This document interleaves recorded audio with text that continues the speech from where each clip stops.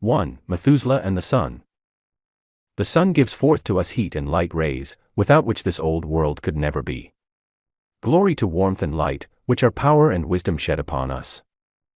But there is likewise a third kind of ray shed by old soul, whose mission we may not so readily bless. The sun's actinic rays are death-dealing. They cause disintegration, decomposition.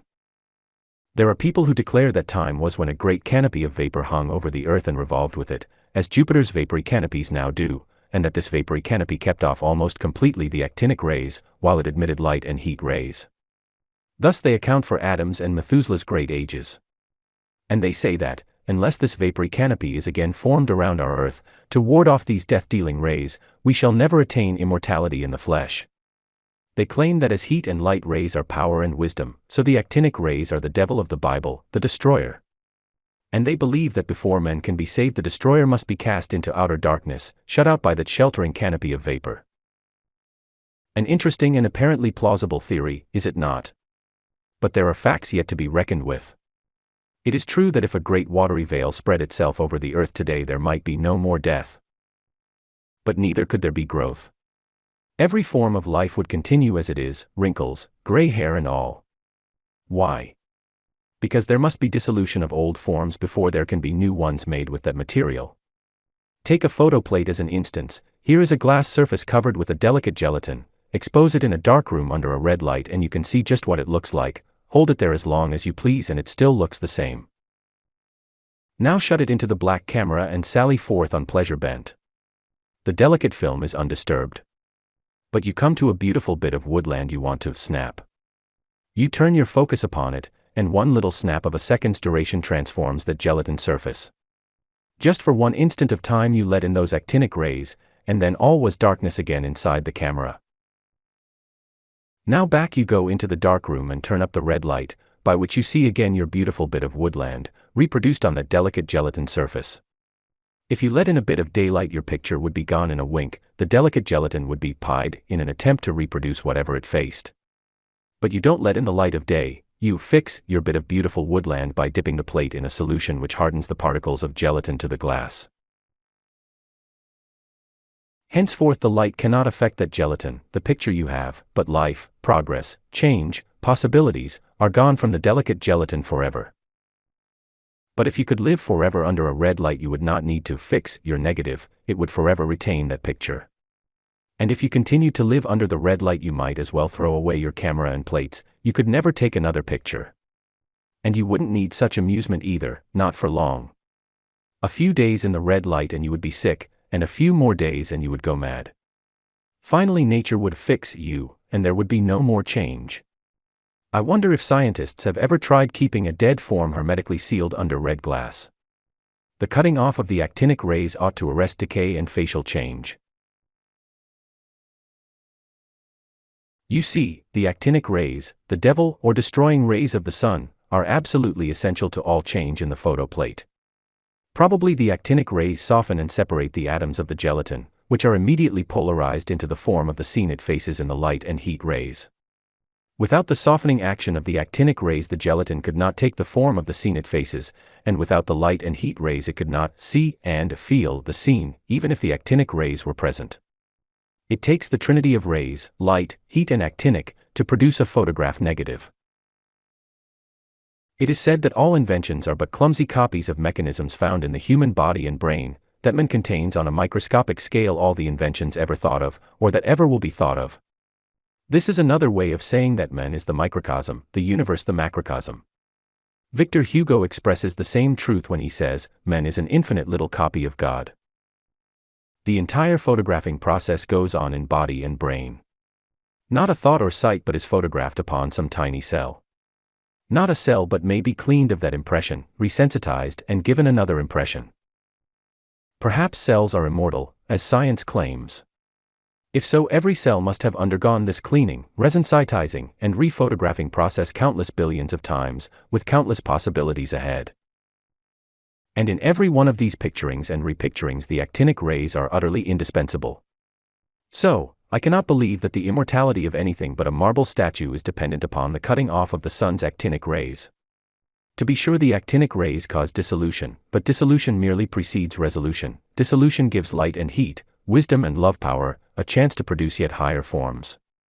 Blessed be the destroying rays, blessed be nature's devil, for he but clears the way for God himself, and cleans up and rearranges the rubbish after God has passed. But when the race was in its childhood, it looked upon the work done by these actinic rays, and fear was born. It saw things die, it saw destruction in the path of the wind, and like any child it imagined evil things. It personified the destroying power as Diablos, the devil, which means destroyer. It saw also the building, growing principle in nature, and imagined a builder. But being a child, it drew the childish conclusion that destroyer and builder worked eternally against each other, that they were enemies. You see, that was before the race had conceived the idea that two could work together. It was every man savage for himself and the devil take the hindmost. So the baby race began to love the builder, God, and dislike and fear the destroyer, and in its ignorance it personified both. But here and there a clear seer arose who glimpsed the truth. God spoke through Isaiah saying, "Behold, I make peace and I create evil. I, the Lord, do all these things." Solomon said, "The Lord creates evil for the day of evil." And every seer of every Bible has tried to make clear the oneness, the all-wisdom, all-power, all-presence of God. All life is one. The Son is God manifest. The destroyer belongs to the Trinity and can no more be dispensed with than can the other two members, wisdom and love power. And you may rest assured the destroyer touches only that which needs dissolution, that it may be transmuted. Has anything gone out of your life? Have you lost that which you esteemed dear? Grieve not. It has been destroyed or taken away to make place for yet higher things. God gives and God takes away in answer to your own highest desires. The destroyer is but cleaning the plate for a more beautiful picture. Be still and know that all things are working for the manifestation of your deepest desires. Work with things, not against them. 2. Threefold being. Man is a three-strata being, instead of a two-strata one, as Thomson J. Hudson theorizes. The obvious stratum is commonly called conscious or objective mind. This is the surface mind, the everyday mind, the mind we use in our waking hours. Then there is the subconscious mind. The subconscious or subjective mind is the stratum of mind which receives the knowledge and wisdom which has passed through the conscious mind. The subconscious stratum of mind holds the habits and instincts formed at some time and place in and by the conscious mind. Sub means under. The subconscious mind lies under the conscious mind, as the depths of the lake lie under the surface. But there is a third layer of mind which lies within and beyond both conscious and subconscious mind, and whose workings Hudson confounds with those of the subconscious mind. This may be called, for the lack of a better name, the superconscious mind, the mind above conscious mind, the mind above consciousness. This superconscious mind is what we call God, out of which comes all wisdom. Conscious mind is the point of contact between what we have already learned in this and previous states of existence, and the limitless reservoir of truth yet to be learned. Conscious mind is like unto the surface of a lake, subconscious mind is like the depths of the lake, every drop of which has at some time been on the surface, and is liable at any time to be recalled there, but superconscious mind is like the rains of heaven and the streams from snow-clad heights, whence the lake is perpetually replenished. That which we already know, which we do by instinct, rests in the subconscious mind, ever ready to be recalled to the conscious mind. The conscious mind has to do with that which we are now learning. Superconscious mind contains all wisdom, knowledge, and power. In it we live and move and have our being, and from it we are able to call, by aspiration and inspiration, whatsoever we would know. The visible universe as it is the subconscious and conscious mind of God. It represents what has been thought out of the universal reservoir of truth. But it is only a taste of the wonderful supply still awaiting our aspiration and inspiration. Think of all the wonderful discoveries and inventions of the last 60 years, all thought out of that great universal reservoir, and eye hath not seen nor ear heard the glories that yet await us in the great superconscious realm. Mrs. Bohm illustrates individuality and solidarity by a star-shaped diagram. Each point of the star represents a person, a formed character. In other words, it represents the subconscious or habit self, the nature of the person. The center of the star represents God, the universal mind, with which every person is one on the unseen side. Looking at the points alone there is diversity, separateness, but looking from the center outward toward the points we see that points and center are all one, with no separating lines. Now imagine a line cutting each point off from the center, an imaginary line, not a real one, and you will have a fair illustration of the conscious mind.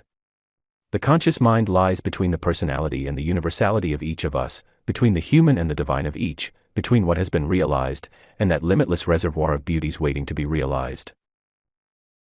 Look at the star from the center and you will see that each point is simply a little bay projecting outward from the center, so each individuality is an inlet of God, each individual mind an inlet of divine mind.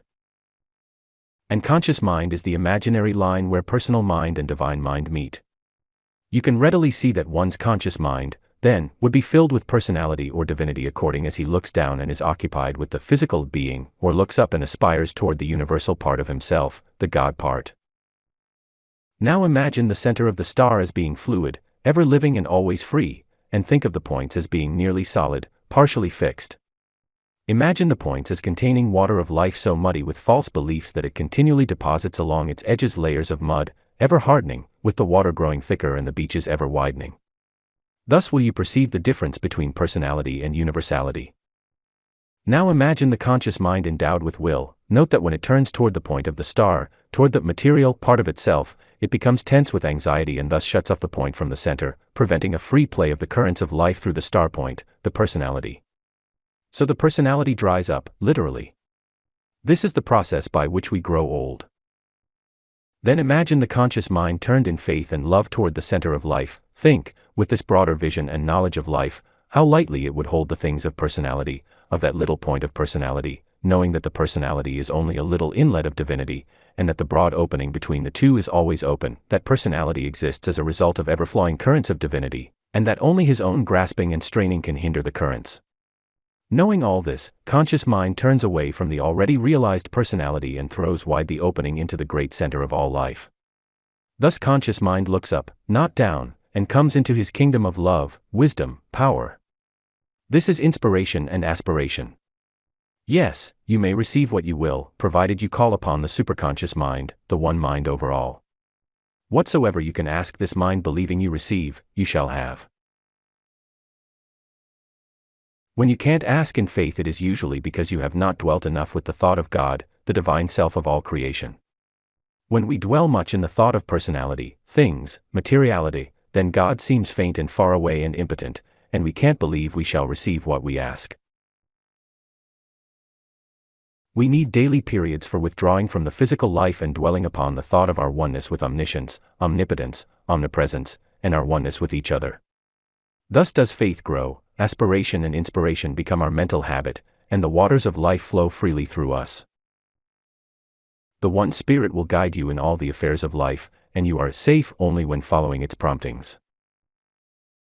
If you would know the Spirit's leadings, measure your impulses by the golden rule, for the Spirit is love to all.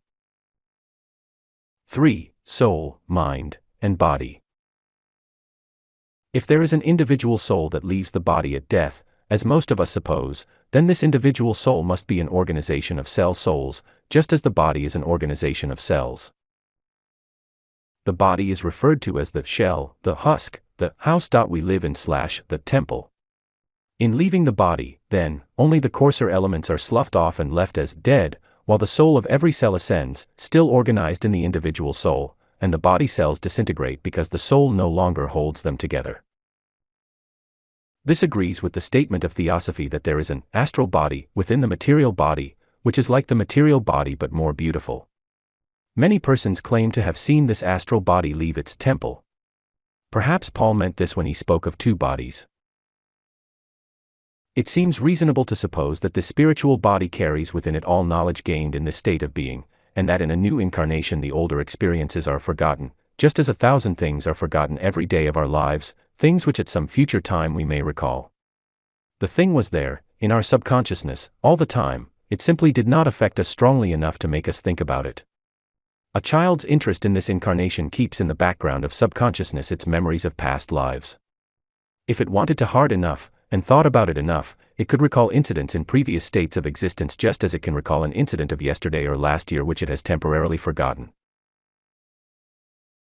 Many people claim to have recalled past states of existence by desire and concentration, and many claim to have flashes of remembrance without any special desire or intention.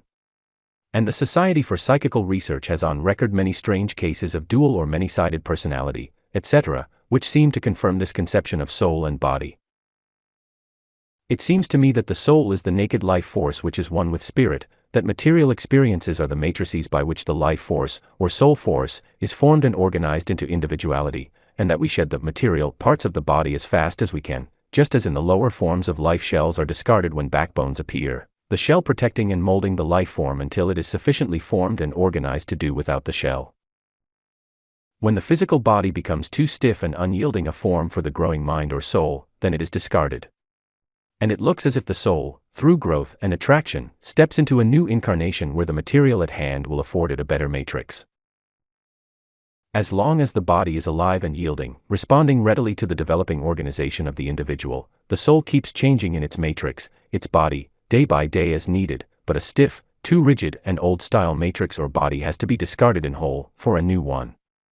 From the soul the body for me doth take, and when the body becomes inadequate to express the soul growth it is sloughed off altogether. The body, astral and material, is the storage of the past experiences and the wisdom organized through those experiences. The objective mind, in the brain, is the surface of this storage, the doorway by which all this wisdom and knowledge entered into individual organization. The brain is the switchboard by which we are able to use this store of wisdom and knowledge at will. The objective mind governs and directs not only the switchboard, but all the substores with which it connects. The objective mind also connects with the universal storehouse of wisdom, upon which it draws by what we call intuition. It is through this connection with the universal that we are enabled to rise higher than our source of subconscious wisdom and knowledge gained in previous incarnations. In order to grow, we need the superconscious wisdom which is all. Just as by desire and concentration we can recall the knowledge and wisdom gained in previous incarnations, so by desire and concentration directed toward the universal, the infinite, we call to us yet greater wisdom and knowledge than any yet realized. The body which disintegrates after death is a mere collection of cell cocoons from which the organized cell souls have flown to new states of being. With its soul the body loses its feeling, the atoms disintegrating, each becoming what it was before, simply a bit of dead matter which is not dead at all. The atoms of matter are just the same after death as before, but the organizing and informing spirit and soul, spirit or soul, for there is no dividing line between them, has departed, leaving each atom to live its little life again without relation to other atoms. Without this organizing spirit to draw and hold the atoms together they fall apart, ashes to ashes. The cell is the unit organization of the body, each cell clothed with many atoms. The soul of the cell leaves it, just as the soul leaves the body as a whole. That the astral body is an organization of cell souls, just as the physical body is an organization of cells, I have no present doubt. And it looks reasonable to me to suppose that the soul, or astral body, carries within it all the records of all the individual's experiences since the beginning of time.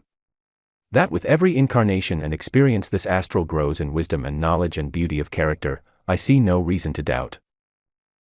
And by the power of universal attraction it is drawn in each reincarnation, to the exact parentage and condition it needs to help its growth in grace. To life, the force behind the man, intellect is a necessity, because without it he blunders into death. Just as life, after ages of struggle, evolved that wonderful bodily organ, the eye, so that the living organism could see where it was going and what was coming to help or threaten it, and thus avoid 1,000 dangers that formerly slew it, so it is evolving today a mind's eye that shall see, not the physical world, but the purpose of life, and thereby enable the individual to work for that purpose instead of thwarting and baffling it by setting up short-sighted personal aims as at present. Even as it is, only one sort of man has ever been happy, has ever been universally respected among all the conflicts of interests and illusions. I sing, not arms and the hero, but the philosophic man. He evo seeks in contemplation to discover the inner will of the world, in invention to discover the means of fulfilling that will, and in action to do that will by the so discovered means. 4. How to aim. Without definiteness of aim nothing can be accomplished. With too definite an aim very little can be accomplished. This is the paradox of all accomplishment. It looks hard, but is in reality very easy, so easy that a child lives it. The key to the problem is this: no man liveth unto himself and none dieth unto himself. We are all members one of another, all creation moves to one far-off divine event, the definite details of which no human being has yet grasped. Perhaps none ever will grasp it. For how can the hand or the foot conceive the structure and purposes of the whole body? There is a universal aim which includes and impels all individual aims.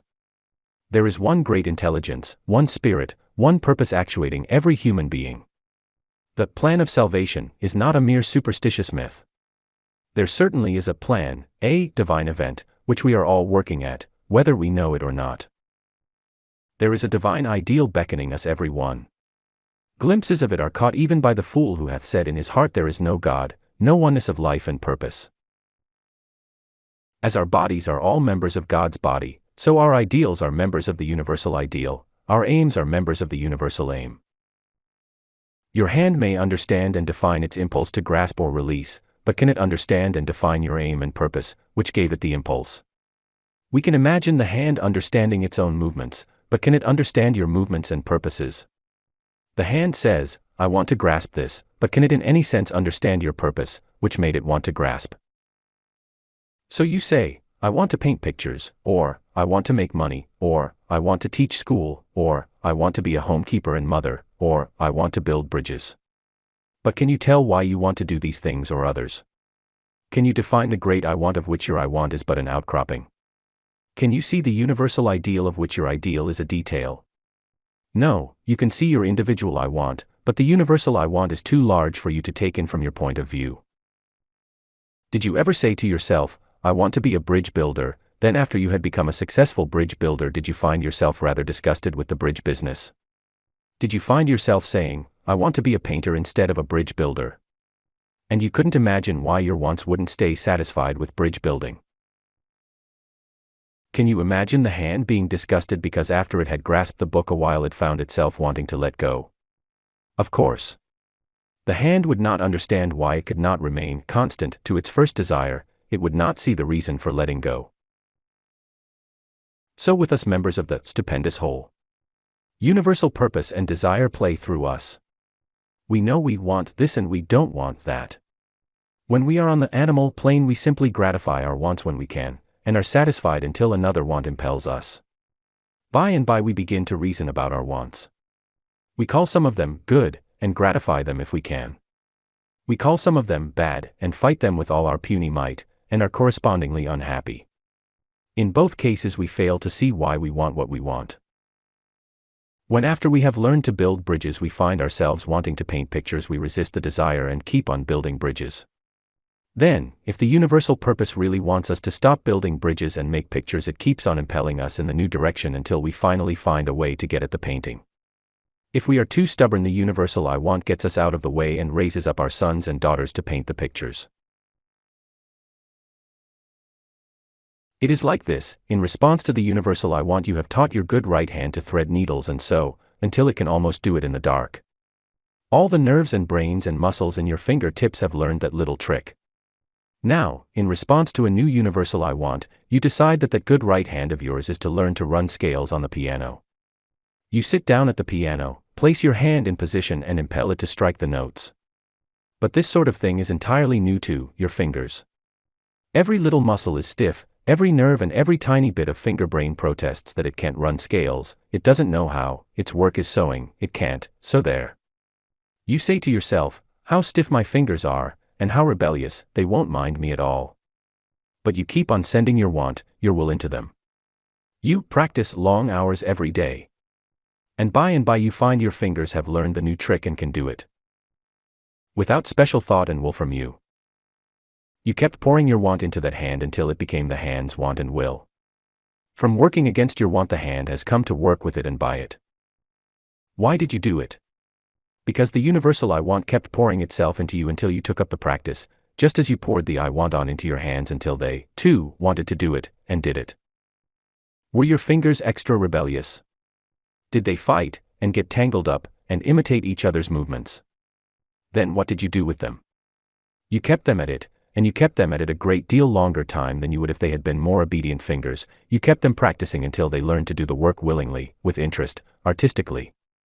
Then you gave them beautiful things to play with, instead of hard things to work at. Of course, the beautiful things to play with are all made up of the very same sort of things your fingers have been working hard at. But the monotony of repetition is all gone from the beautiful play. It is joy to play. It is hard work to practice scales. But without all those scales, there can never be a satisfying play. In practice, we learn by repetition to do well and gracefully one thing at a time. In play, we string all these movements together in a satisfying play of joy and praise. We hope for the perfection of action, which alone makes satisfying play possible, therefore we keep practicing. The harder our fingers rebel, the longer and more persistently we keep them at it, that is all. Now the universal I want keeps us at things in precisely the same way. The universal is working out a glorious ideal of perfect play, wherein every member of itself shall be shining, obedient, supple enough to play with grace and full joy the music of the spheres. You and I, being more or less stiff and disobedient and dense, have to be kept at our practices until we learn to do them right. We say, oh, if I could only get into my right niche, but I seem to be held here in spite of all I can do. We say we don't like the sort of drudgery we are condemned to. There must be something wrong with the universe, or with economic or family conditions, or we would not have to drudge at one kind of thing when we are fitted for something else, or want to do something else. Our fingers cry out in the same way when we keep them at the scales. Oh, they cry, why are we compelled to this dreary commonplace repetition when our souls long for beautiful harmonies? You see, it never occurs to them that they are compelled to this commonplace scale practice because they long for beautiful harmonies and happy play. And it doesn't occur readily to you and to me that we are held to our dishwashing, our business routine, our bridge building because our souls long for greater things. But it is so. The perfection of large ideals can never be attained except through perfection of detail, and through the dishwashing, business routine, bridge building, we are perfecting the details of self-command, of body and brain control, which will enable us to play the great harmonies our souls already feel. The great things we feel and desire without being able to express them, comprise the universal ideal at which every soul is aiming, whether or not he knows it. The perfection of this great ideal we see as through smoked glass, darkly. We get all sorts of half-views of it, and spend a lot of time squabbling about it. But not one of us really knows even a tiny part of the glory and beauty and joy of that universal ideal, which includes and actuates all our personal ideals. It doth not yet appear what we shall be. But we know that when the great ideal does appear, we shall all have our places in the joy of its beauty, for every one of us will have had his place and done his part in working out that ideal. The universal ideal is gently urging us on to ineffable good. But none of us can conceive the details of the good which is yet to appear. We are all hoping and working for this indeterminate good, as Hanford Henderson calls it. It constitutes our large ideal, which includes all our lesser, fleeting ideals and even our passing wishes and longings. It is with our large ideals that definiteness of aim is a mistake. An indeterminate good necessitates a general aim. It will not do to say, I know exactly where the blossoms will appear when the earth blossoms as a rose, and I know exactly the day they will appear, therefore will I till only those exact spots and get my ascension robes ready for that exact hour. The man who is so dead sure of his great aim will sooner or later, like Perkins in Quincy Adams Sawyer, find himself perched on the ridgepole with his white robes flapping in the cold night and his goods in somebody else's possession. When one is too sure of the far-off divine event, he muddles the present opportunity for hastening that event. Wisdom is before him that hath understanding, but the eyes of a fool are in the ends of the earth. The man who is too sure of the indeterminate good misses the present good. The man who aims at the great good which he cannot hit, misses the little goods, near at hand, which need to be hit. What should we think of a hunter who aimed only at big game beyond his gun's reach, while small game gambled at his feet? We'd think him a fool who deserved to starve to death. Of course. We miss our chances by straining after the big game beyond our reach. The great ideal should have our faith, rather than our aim. Aim only at that which is within reach, and trust the big things to time and the spirit. You stand in the now. Keep your aim for the things of the now. Thus will your aim gain accuracy and you will be ready for the great things when they shall at last appear in the now. Where are you now? Are you building bridges? Then aim to build this one better than any other was ever built. Aim to improve your work now. Aim to enjoy it all, for only as joy brightens you can see how to better your work and methods. And proficiency at bridge building means freedom to follow your next ideal. The greater your proficiency, the nearer the top you get, and the more money you get for your work, and the more money you have, the more time you can take for working out your next ideal. In proportion as you are progressively proficient at your work, your money stream will increase. In proportion as you enjoy your work, you will grow in efficiency and money. The drudge is held to his work because he does not put into it the love and interest and joy necessary to make him progressively proficient. He says, lack of money keeps him from getting into a new line of work. That is it exactly. The universal spirit which urges us on keeps the money away from us until we have gained in this thing the proficiency needed to fit us for other work. Are you building bridges and at the same time aiming to paint pictures? And are you too poor to drop the bridge building and devote all your time to painting pictures? Then I say unto you, have faith in your desire to paint pictures, for your desire is an outcropping of universal desire and is certain to find its satisfaction. Your desire is the desire of omnipotence, omniscience, which will in no wise disappoint itself. All desires shall be fulfilled in the fullness of time. Would you hasten the time? Then have faith in your desire, but aim at the bridge building. Do better and better the work you find to do until the way opens to a new line of work. And do every detail of your bridge building as if it were the painting of the greatest picture. Think you that accuracy of observation, delicacy of touch, harmony of thought and power of expression are gained only by dabbling paint on a canvas with a camel's hair brush? No. Bridge building has its place in training a great painter. Put your soul into it while you are held to it, and give it its full chance to do the work. Have faith in your desire to paint pictures, but aim your energies at the bridge you are building now. Keep your faith high, your aim true, and verily in an hour when you least expect it the way will open from bridge building to picture painting. Where are the cowards who bow down to environment? Who think they are made of what they eat, and must conform to the bed that they lie in? I am not wax, I am energy. Like the whirlwind and waterspout, I twist my environment into my form, whether it will or not.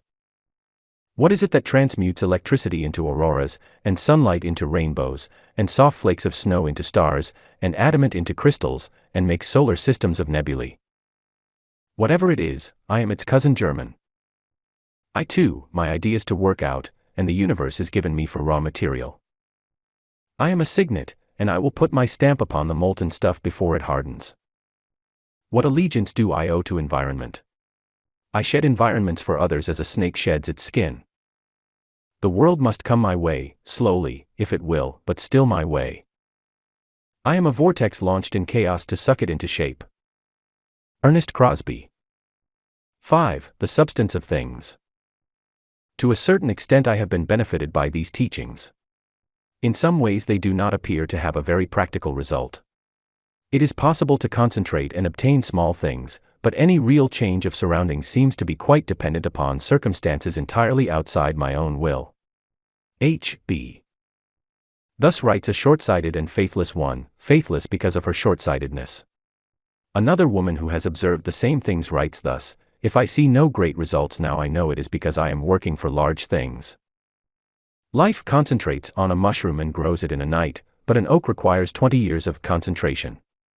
A woman concentrates on a good dinner, a bit of sewing, the control of her tongue for an hour, $5 for a new hat, the cure of a headache, and success crowns each effort. These are little things, the mushrooms of an hour, used shortly and soon forgotten. The same woman concentrates for a complete change in disposition or environment, for anything in fact which seems a long way off from present conditions. Now if she is a short-sighted woman she has little or no faith in anything which she cannot see, hear, taste, smell or feel. She can see, taste and smell a mushroom, so she believes in it. She could see an oak and believe in that. But she cannot see the acorn growing underground, therefore she has no faith that there is an oak growing. And if there is already a little oak in sight she cannot see it grow, no matter how steadily she looks at it, therefore she fears the oak is not growing. But the far-seeing woman is different. She sees through things. She feels the intangible. She hears, smells, and tastes that which moves upon the face of the deep and brings forth things. She touches the true substance, that which stands under, of things which are to be.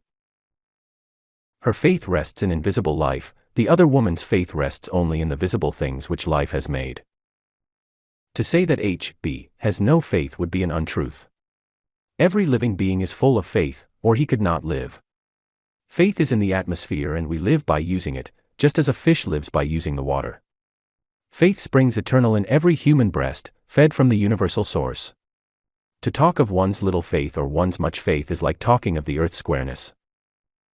Every soul lives by faith and plenty of it.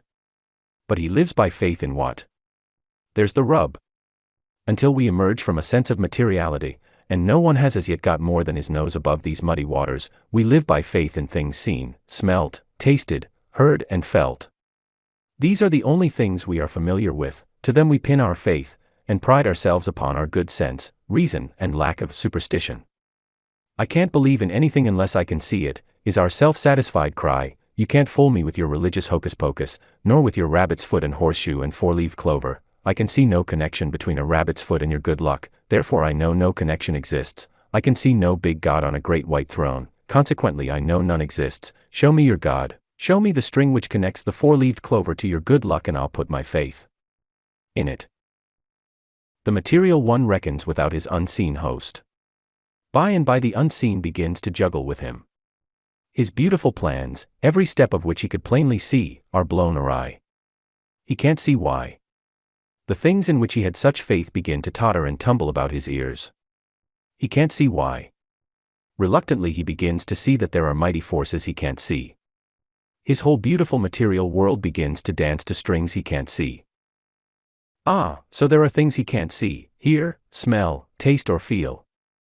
They may be a fearful and chaotic jumble, they seem to be, but they are there, after all his certainty that he could see, smell, hear, taste and feel the whole thing. And he begins to reach out toward these unseen things. He peers and peers into the darkness and stillness. And as he peers his faiths gradually loosen their hold upon the old visible things and begin to reach out into the darkness and silence.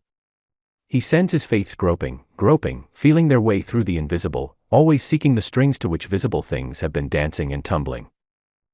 At first all is darkness, but by and by faith gets its tentacles around something unseen. Ah, there is something which disposes what man proposes, an unseen, untasted, unheard, unsmelt, unfelt something.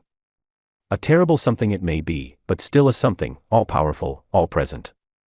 He has sent his feelers into the invisible and touched God, the soul, the life principle, which makes and unmakes, gives and takes away all those little things to which he was wont to pin his faiths. The next thing is to find out the nature of this mighty something whose home is in the invisible. But how find out the nature of the unseen? Not by touch, taste, smell, sight or hearing, not at first anyway. But by its fruits you may know a tree to be good or bad. By its fruits you may know the invisible powers to be beneficent or malefic. And the material one is familiar with fruits, with things. He built such beautiful things himself, so he ought to be a judge of the fruits of labor. The fruits of his labor were all good, he knows they were. If only the great unseen had not spoiled them all. Oh, the labors of the unseen brought his own good efforts to naught. The unseen must be a terrible and evil power, its fruits are destruction of his own good buildings. He fears this great unseen power to which his faiths are beginning to pin themselves. But wait, good is beginning to rise from the ashes of his ruins. This so terrible calamity is turning out a blessing. New and greater things are forming, to take the places of the lost fruits. And they are good. Oh, this great unseen works in terrifying mystery, but its fruits are good. Now he is ready to come unto God. He begins to see the unseeable things, and his faiths tendril them. Those who would come unto him must believe that he is, and that he is a rewarder of them that diligently seek him. Those who would understand and feel and use the invisible forces must believe that they are, and that they reward those who diligently seek to understand and use them. The unseen things move the visible world. The material one being pinned by his faiths to the things of the world is moved as the world is moved. He is a mere puppet in the hands of the unseen powers. As he looses the faiths which bound him to the world rack, and sends his faith tendrils into the unseen, he becomes one with the powers which pull the world strings. Faith is the substance, the underlying and creating principle, of things hoped for, the evidence of things not seen. The material one's faith is pinned to things already seen, therefore his creative principle is poured into the thing already created. Then life juggles and tumbles things until the material one's faiths are torn loose from their material moorings, and go feeling out into the unseen for new things to cling to. When the whole bunch of visible things has failed us, when houses, lands, money, friends, and even fathers and mothers and brothers and sisters have gone back on us, what is there left to pin our faiths to? And without something to have faith in, how could we live at all? We couldn't live without faiths to steady us, witness the suicides and the deaths from broken hearts. And if all visible things have failed us, if our faiths are broken loose from fathers, mothers, brothers, friends, houses and lands, where else can our faiths take hold again except in the region of the unseen, the region where the wind bloweth whither it listeth, and thou canst hear the sound thereof but canst not tell whence it cometh nor whither it goeth, the region of substance, of creative power. It seems very terrible to have our faiths broken loose from fathers, mothers, brothers, friends, houses and lands, but it is good for us, as time always proves. Broken loose from the effects of creative energy, our faiths reach out into the unseen and tendril the very energy itself. From a state of oneness with things, we evolve a new being at one with the creative power within things. What are the unseen things to which our torn faiths begin to attach themselves? Our faith itself is unseen, the substance of things hoped for, the substantial evidence of things not yet seen.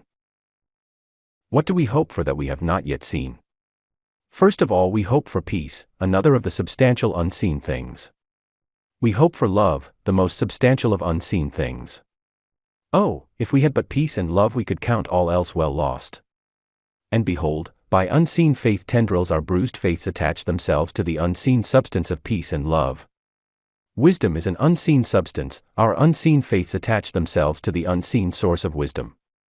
Thought is unseen, our faiths, torn loose from things, begin to reach out into the unseen realm of thought.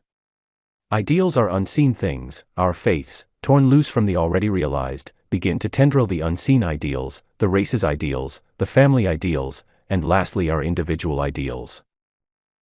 Our unseen faiths become one with these unseen ideals, and through these little faith tendrils we begin literally to draw the ideal down into our physical being and out into the visible world. Through our faith tendrils the ideal is literally expressed, pressed out into visibility. When our faiths were attached to material things, the material things being negative to us, sucked us dry. Now our faith tendrils reach upward to the unseen ideal realm of real substance, to which we are negative, and by the same law of dynamics it is we who draw the life, draw it from the unseen realm of real life substance.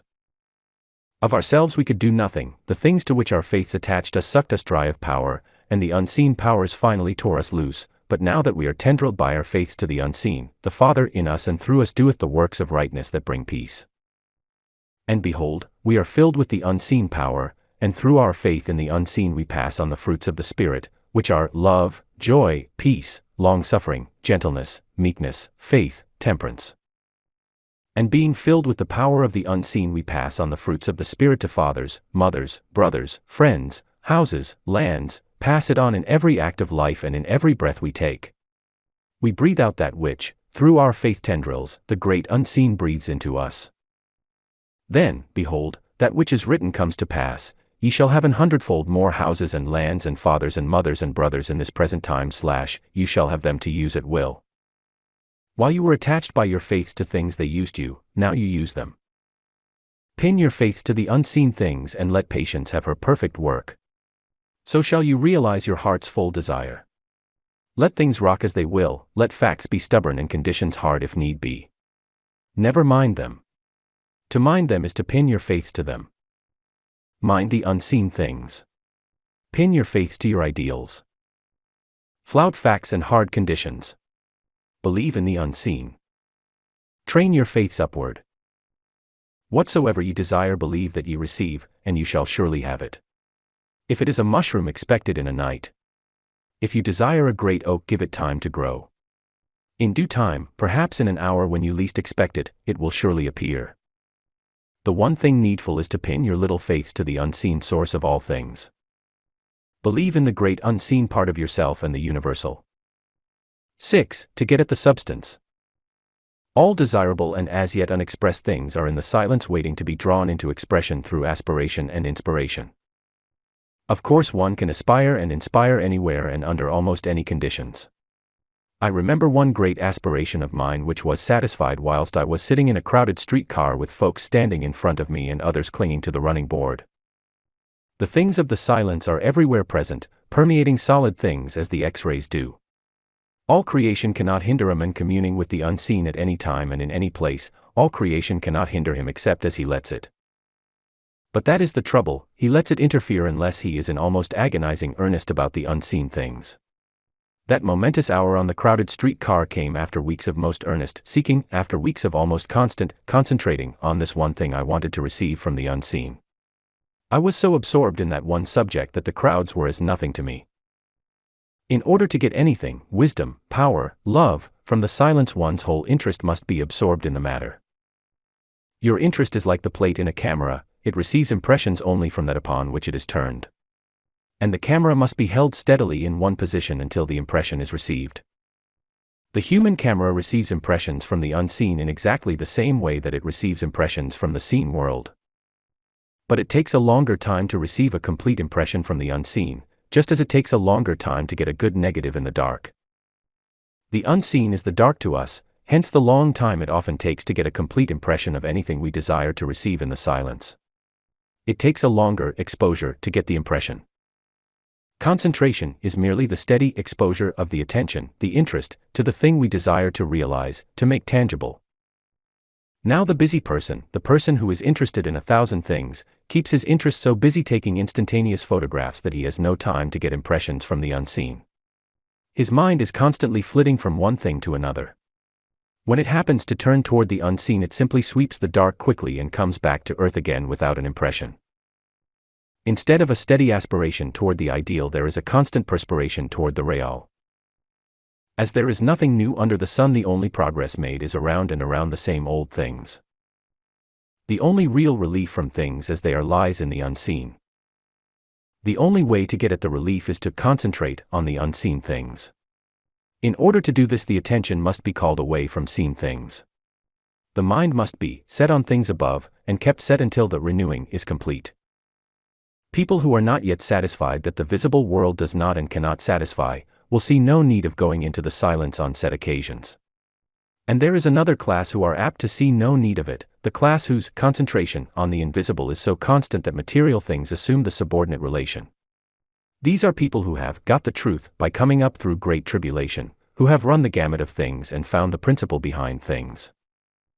And almost invariably, if not always, I have never heard of an exception, these are people who have tried nearly every method of spiritual culture extant, have practiced fasting and prayer, breath exercises, denials and affirmations, and treatments and concentrations of every conceivable kind.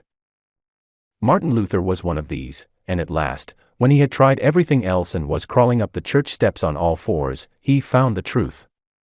Immediately he arose, repudiated all his good works as unavailing, and went about praising and preaching that not by works but by faith we are healed.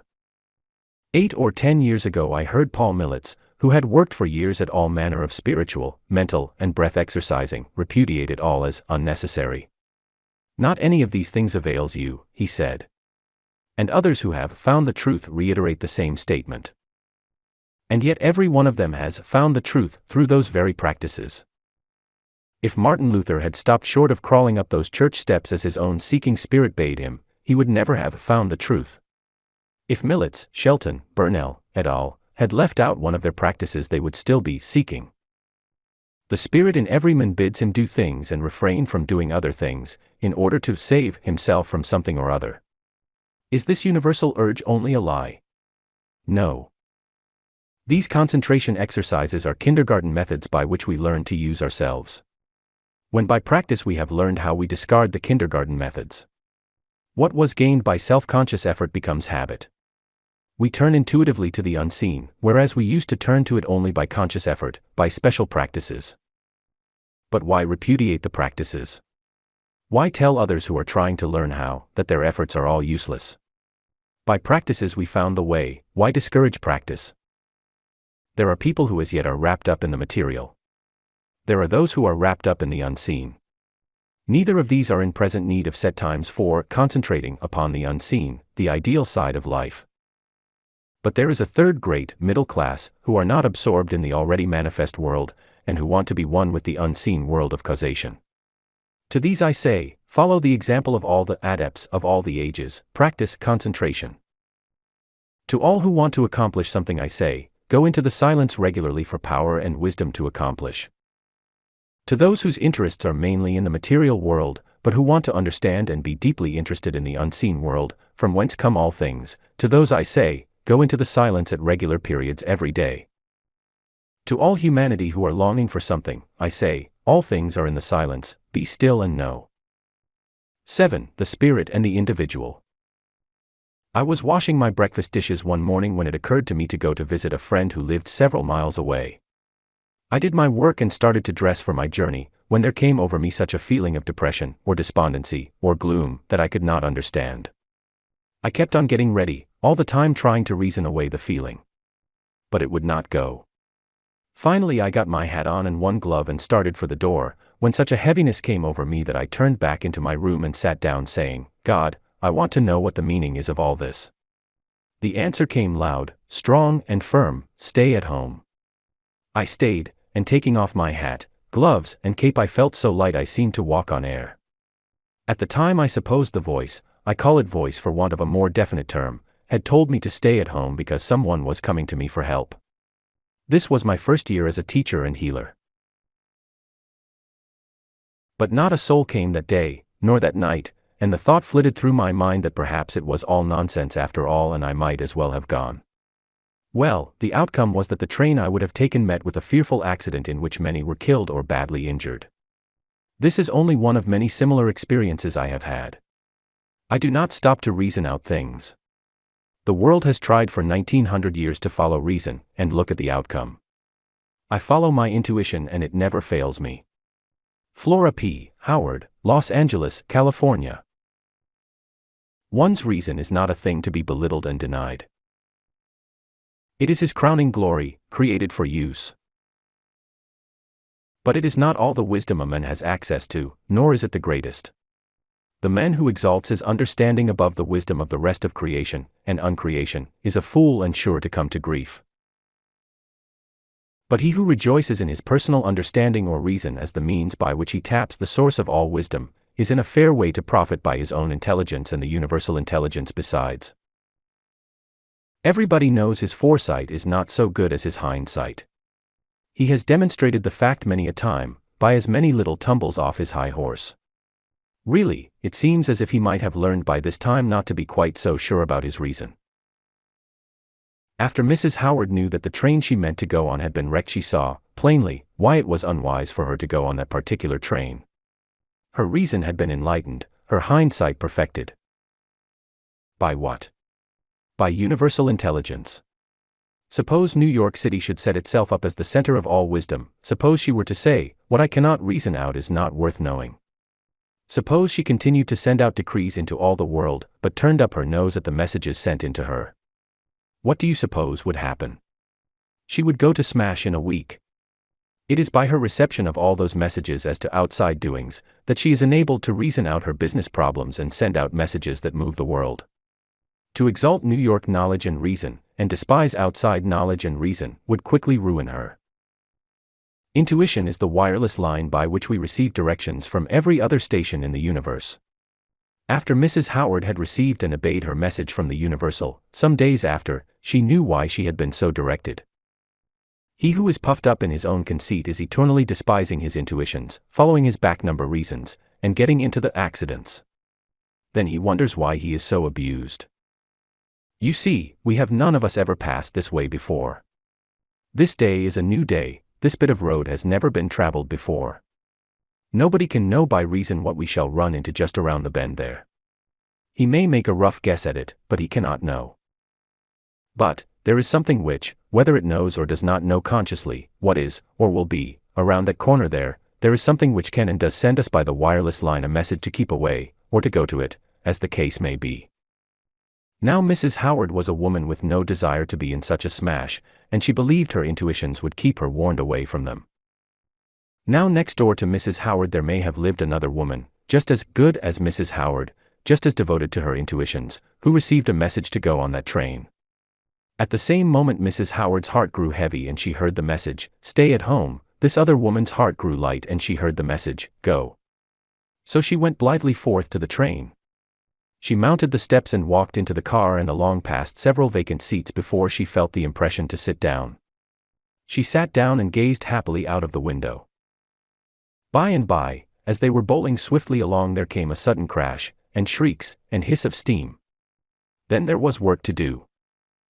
This woman neighbor of Mrs. Howard's, beyond a little shaking up from which she almost instantly recovered, was entirely uninjured. There were dead and dying in front and behind her, but she was safe. There was work to do and she was there to do it. You see, this woman was a physician and surgeon, and the only one on the train. She had been years preparing for such work, and she believed her intuitions would lead her, strong and well herself, into just such opportunities as this. So the message which depressed Mrs. Howard brought light to the soul of this woman. Each received and interpreted the message according to her own particular character. And what about the injured and killed? They too were led by the Spirit. Each by his own self-built character related himself to his particular fate. I wouldn't wonder if a good many of them did it by filling up on the accident and criminal columns of the daily papers. The man who thinks in terms of accident is pretty sure to meet them. But probably more of the victims were drawn through their false religion. The man who thinks himself, who really thinks it, in his heart, who thinks himself a vile worm and a great sinner deserving of a bad end, and yet who has not repented, is daily relating himself more closely to all sorts of violent and horrible things. And everywhere and at all times the violent man, the strenuous man, no matter how good he may be, is preparing himself to be led into whatever catastrophe fits him. There is no hit and miss about our fates, we get just what we are fitted for. And through all ages we have been fitting ourselves, and we are still at it. He who is not busy fitting himself for the best is relating himself to the less good. He who fits himself to die with his boots on will die so. He who fits himself for accidents will die by an accident. He who fits himself for life may perchance never again see death. When the bubonic plague is about to appear in a place, all the birds fly away. What warned them? Oh, that was only instinct, something common that we wise beings never use.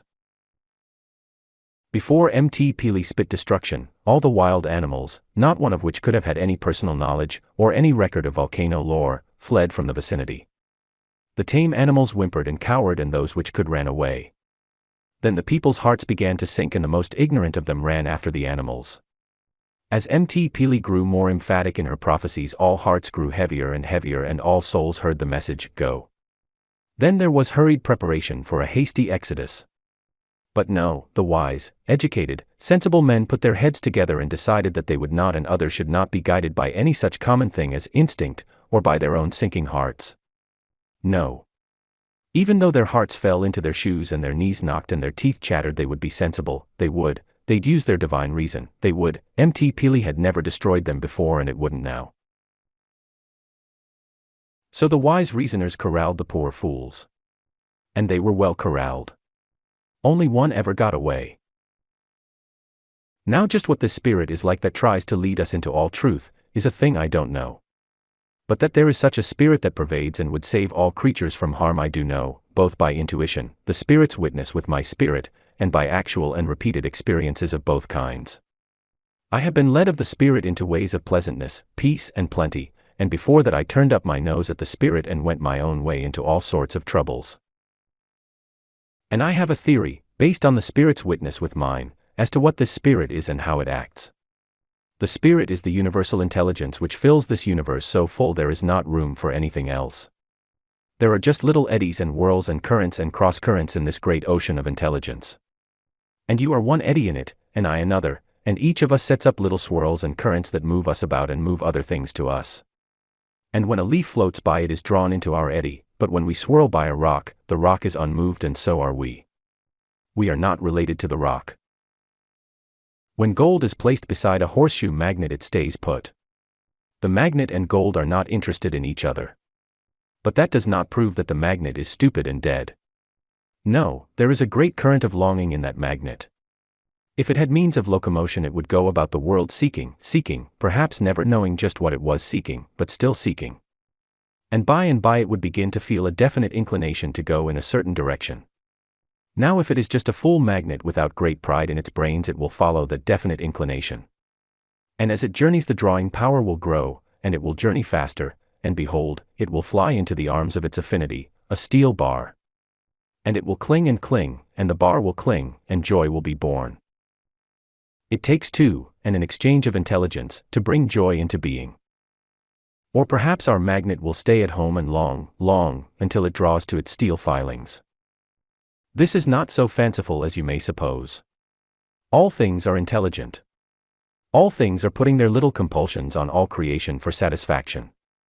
And in due time all compulsions will be met.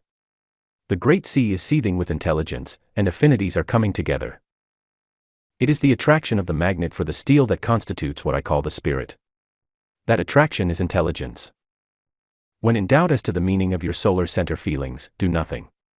Come back as Mrs. Howard did, sit down, be still, ask for the meaning, and obey.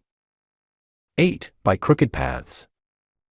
The Reverend R. F. Horton tells a little story of a remarkable answer to prayer. He was with a party of tourists in Norway.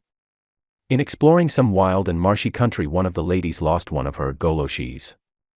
The overshoe could not be replaced short of Bergen, at the end of their tour, and it was out of the question to attempt to explore that wild country without rubbers. The galosh must be found, or the tour curtailed.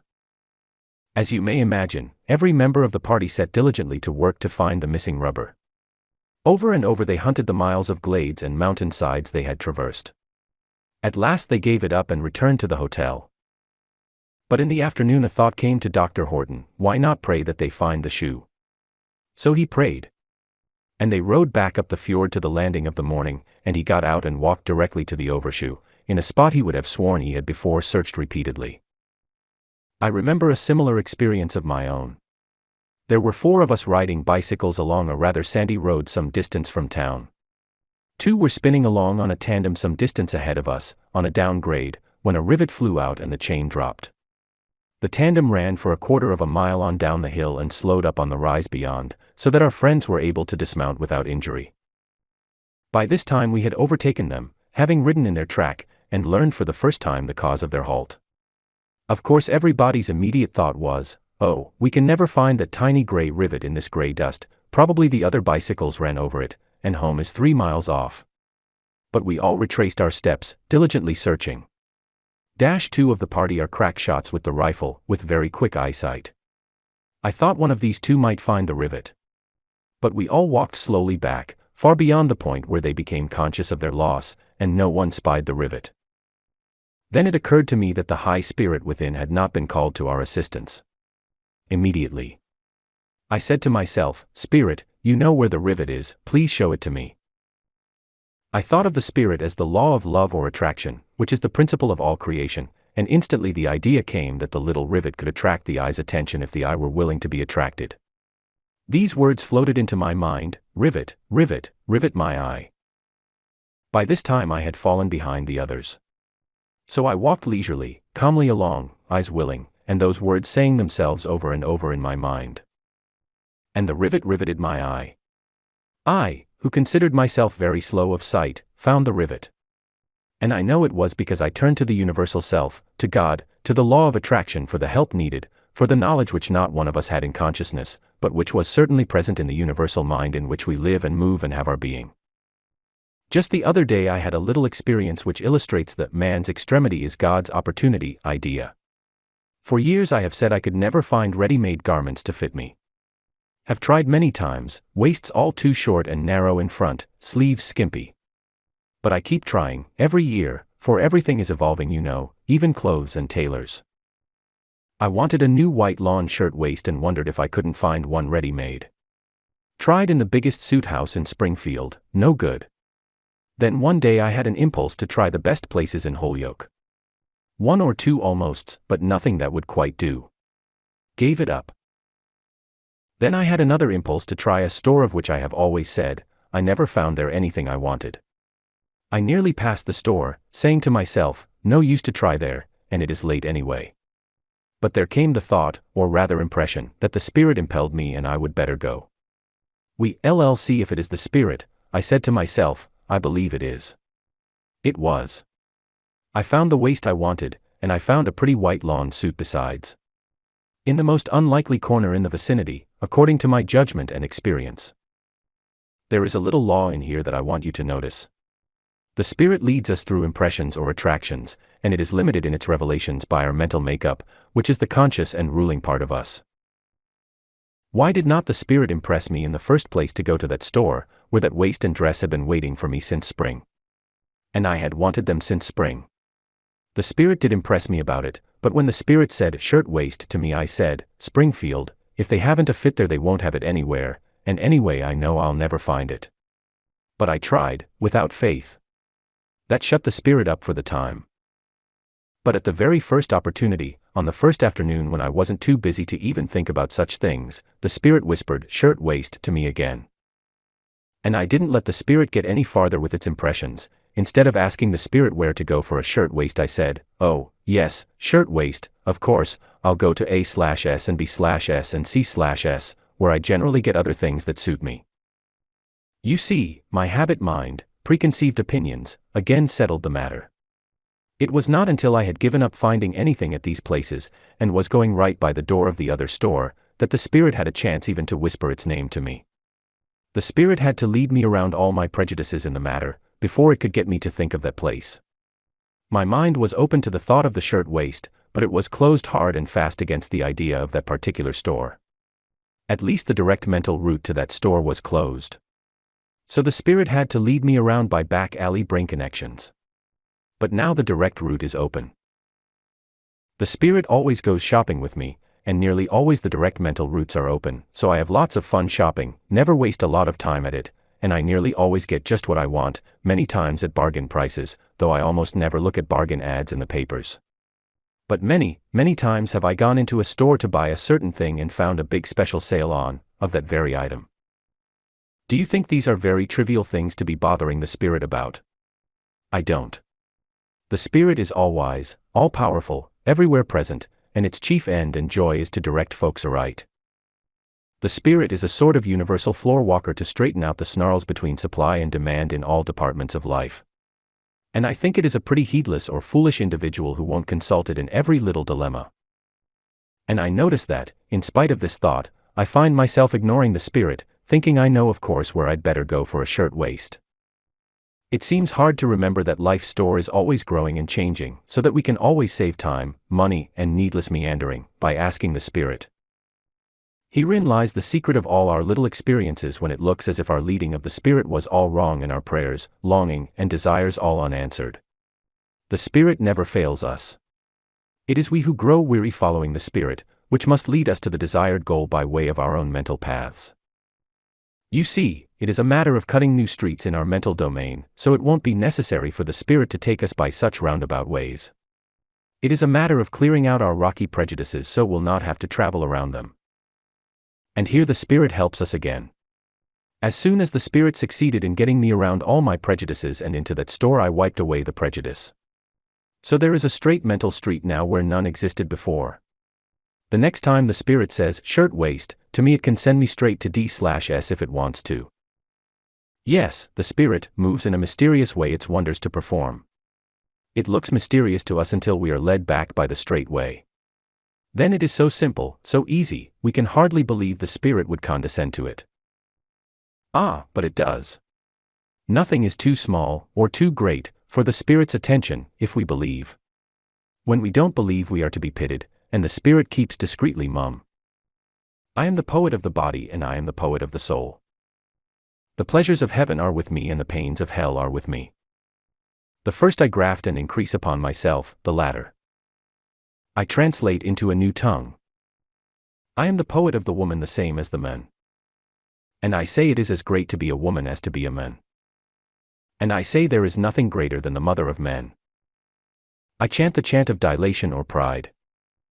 We have had ducking and deprecating about enough. I show that size is only development. Walt Whitman. 9. Spirit, the breath of life. My healer teaches that I must depend alone upon Spirit, that breathing exercises, foods, sunshine, and air must not be made the dependence for health. He says, why, you can't help breathing. That is tommyrot. Sunshine and air are Spirit, and the plain truth of the matter is that if you don't use them all, your dependence on Spirit will avail simply nothing. Try living in a north room with the windows shut, and see. You can't help breathing, but your breathing avails nothing unless by it you take in good fresh live spirit in the way of pure air and sunshine. If we all lived under the sun and slept under the stars, that healer's advice might be good enough. But we don't. We live in tight, dark rooms whence the spirit of life has fled, leaving only its cast-off effluvia. We can't help breathing, but what do we breathe? We breathe the dead air of close rooms. Spirit is life, and we live by breathing it. Spirit is in fresh air is in spirit, fresh air and spirit are one. Dead air is air minus spirit, or life. What good will it do you to say you depend upon spirit when you don't, when you shut yourself away from the spirit of life and breathe death? Pure air and sunshine are spirit specially prepared for your use. What good will it do you to pretend that you depend upon spirit when you shut yourself into rooms whence the spirit has flown? If you live in close rooms, you may affirm your dependence upon spirit until you are black in the face, and you may be treated every hour of the day by this healer and 10,000 more like him, and the result will be only sickness and death. I know in my heart and soul and mind that this is true. And I have seen the truth of it demonstrated by hundreds of cases of people who failed to get well on treatments of any sort, and who afterward did get well on sunshine, fresh air, and full breathing, along with mental treatment. The gospel of fresh air is more needed by human beings than even the gospel of new thought. If we understood and applied the gospel of fresh air, we should think right without trying. It is in gloomy, unaired corners that evil thoughts breed, because the spirit of life is not present there in such form that it can be appropriated by human beings. They get there in the breath of death, and generate thoughts to match, distorted thoughts of death and evil and despair. Come into the sunshine and breathe the breath of life, which generates in you the new thought of life, love, wisdom, truth, health, happiness, success. New thought will not save you unless you live it, and a little observation and experimenting will prove to you that you can't live it without breathing plenty of fresh air.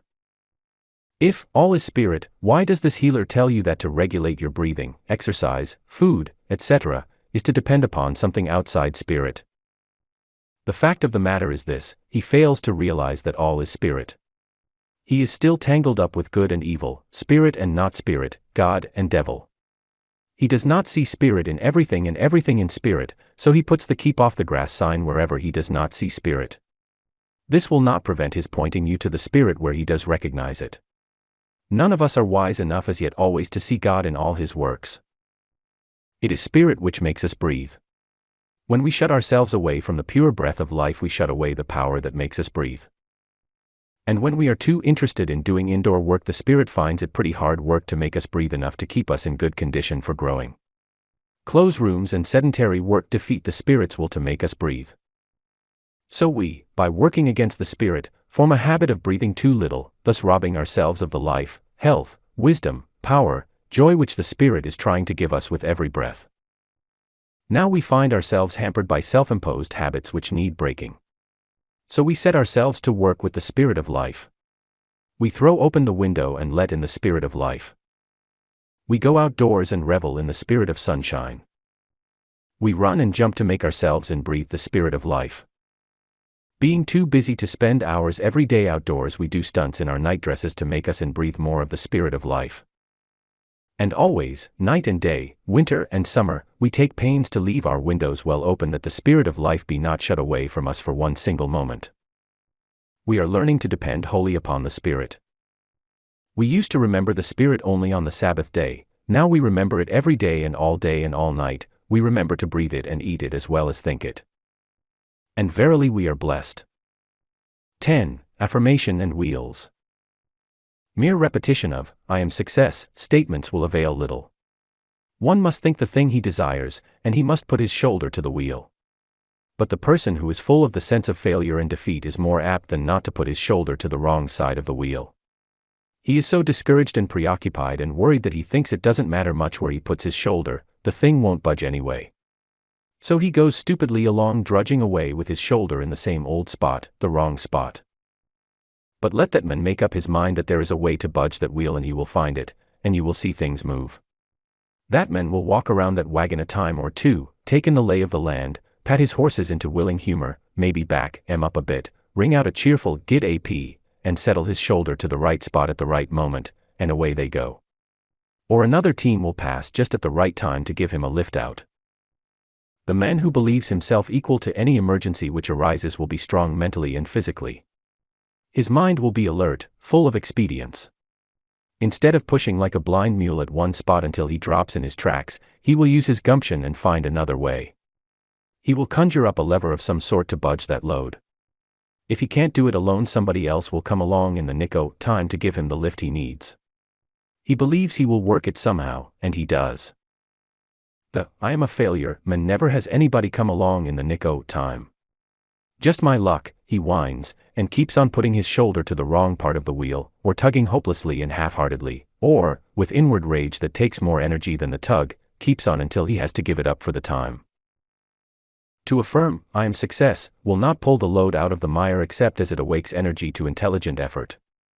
All affirmations and all going into the silence are useful in waking mental and physical energy to intelligent action. All chronic failures are such because they believe in failure and opposition and malicious animal magnetism, and general all around the world is against meanness. This belief in failure fills the individual with an affinity for undesirable things. The infallible cure, the only cure, for failure, is belief in success, belief in one's own power to turn even defeat to good advantage. The man who doesn't know when he is beaten will never be beaten. The lunkhead who didn't know he was a lunkhead went to the top, while the lunkhead who knew he was a lunkhead stayed at the lunkhead end of the class. One of our big pork packers once tramped across the continent because he hadn't money to pay his way. After he arrived at his destination, he said he saw on his tramp hundreds of places where he could have started in without a cent and in time made piles of money, opportunities just crying to be developed. Only the thought of a bigger chance at the end of the route kept him from stopping in the very first town on his route. But that boy had success in him and was on the alert for opportunities. He believed in himself and the world. The failure believes only in bad luck, and his eye is out for soft snaps, which he is certain he'll never get a chance at. When a man is looking for trouble and defeat, he finds them. As a man thinketh in his heart, so is he. That does not mean that a man may make a few affirmations of success, or profess new thought, and immediately become a success. The heart of man is the emotional center of his habits or instinct, the center from which radiate his instincts, his habits, as the nerves radiate from the solar plexus. Instincts are habit thoughts, heart thoughts. And every instinct came into being through conscious thought and effort. Follow your internal experiences while learning to play the piano, and you will gain a clear idea of how instinct comes into being. At first your fingers are stiff and every movement is a voluntary one, every movement has to be thought about, directed by thought. But gradually you acquire the habit of handling your fingers in a certain way. Gradually you cease to think at all about your finger movements, you do it instinctively. In other words, you have trained your heart, your subconscious mind, to do the thinking for you. Henceforth, instead of thinking consciously about your finger movements, you think about them in your heart, that is, subconsciously. Psychologists say that not more than 5% of our mental processes are conscious, the remaining 95% being under the consciousness. This means that at least 95% of our thoughts are habit thoughts, or instinctive thoughts. It is this instinctive part of us, this 95% of us, that is referred to in the Bible as the heart. Now if this heart of us carries at least 95% of our mentality, you can easily see why a man is what he thinketh in his heart. And you can see why a few affirmations of success, or even a good many of them, will not change the man sufficiently to make any great difference in his surroundings.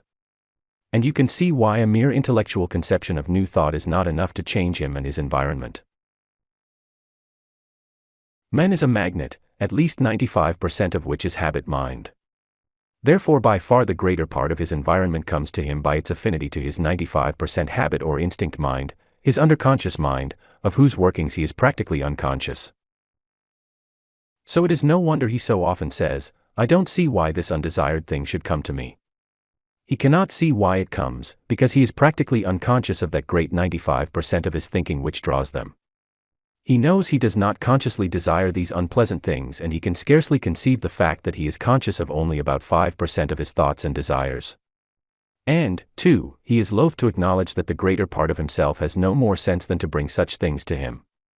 He feels more complacent when he lays the blame at the door of environment, or wicked people, or malicious animal magnetism / or a God who chastens whom he loveth, or a devil who got loose from God's leading strings and goes raging about to pester good folks. Man is a magnet, and every line and dot and detail of his experiences come by his own attraction. As a man thinketh in his heart, so is he.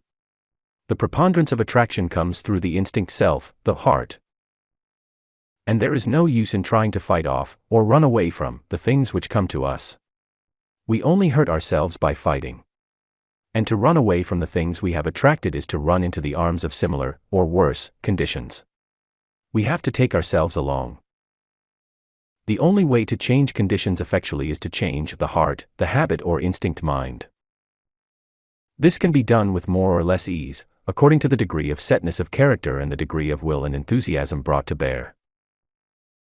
The key to all change of character lies with that little 5% conscious mind, which with all its littleness is a sure lever by which to move the 95% ponderosity below it. For conscious thought is positive thought, dynamic, while subconscious thought is negative, receptive.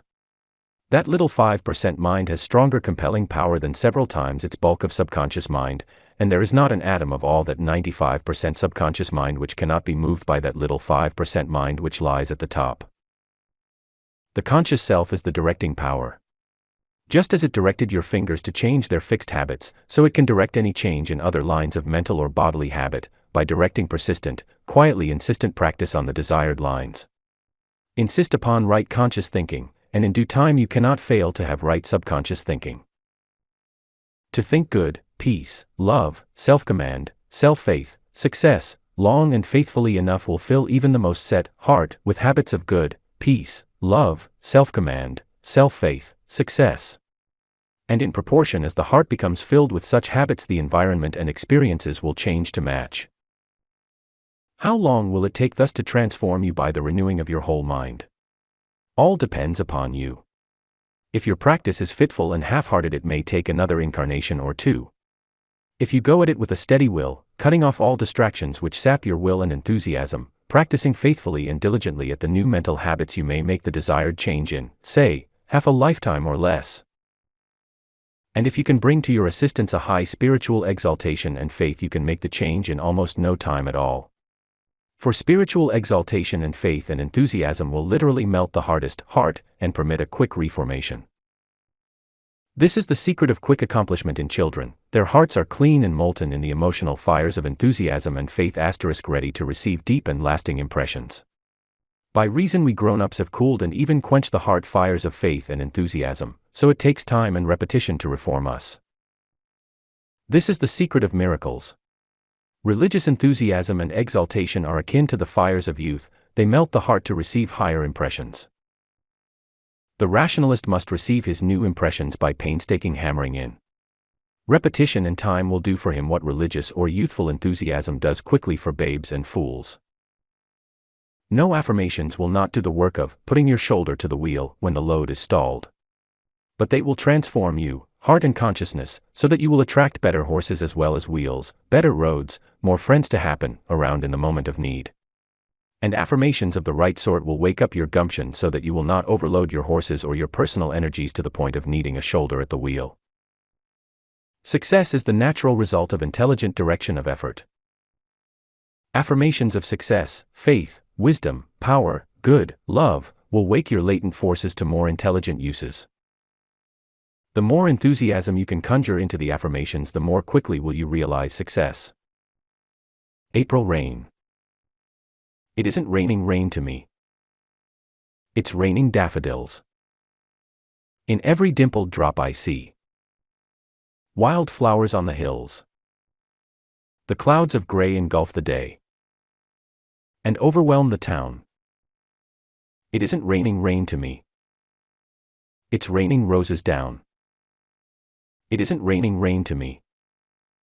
But fields of clover bloom, where any buccaneering bee may find a bed and room. A health unto the happy, a fig for him who frets.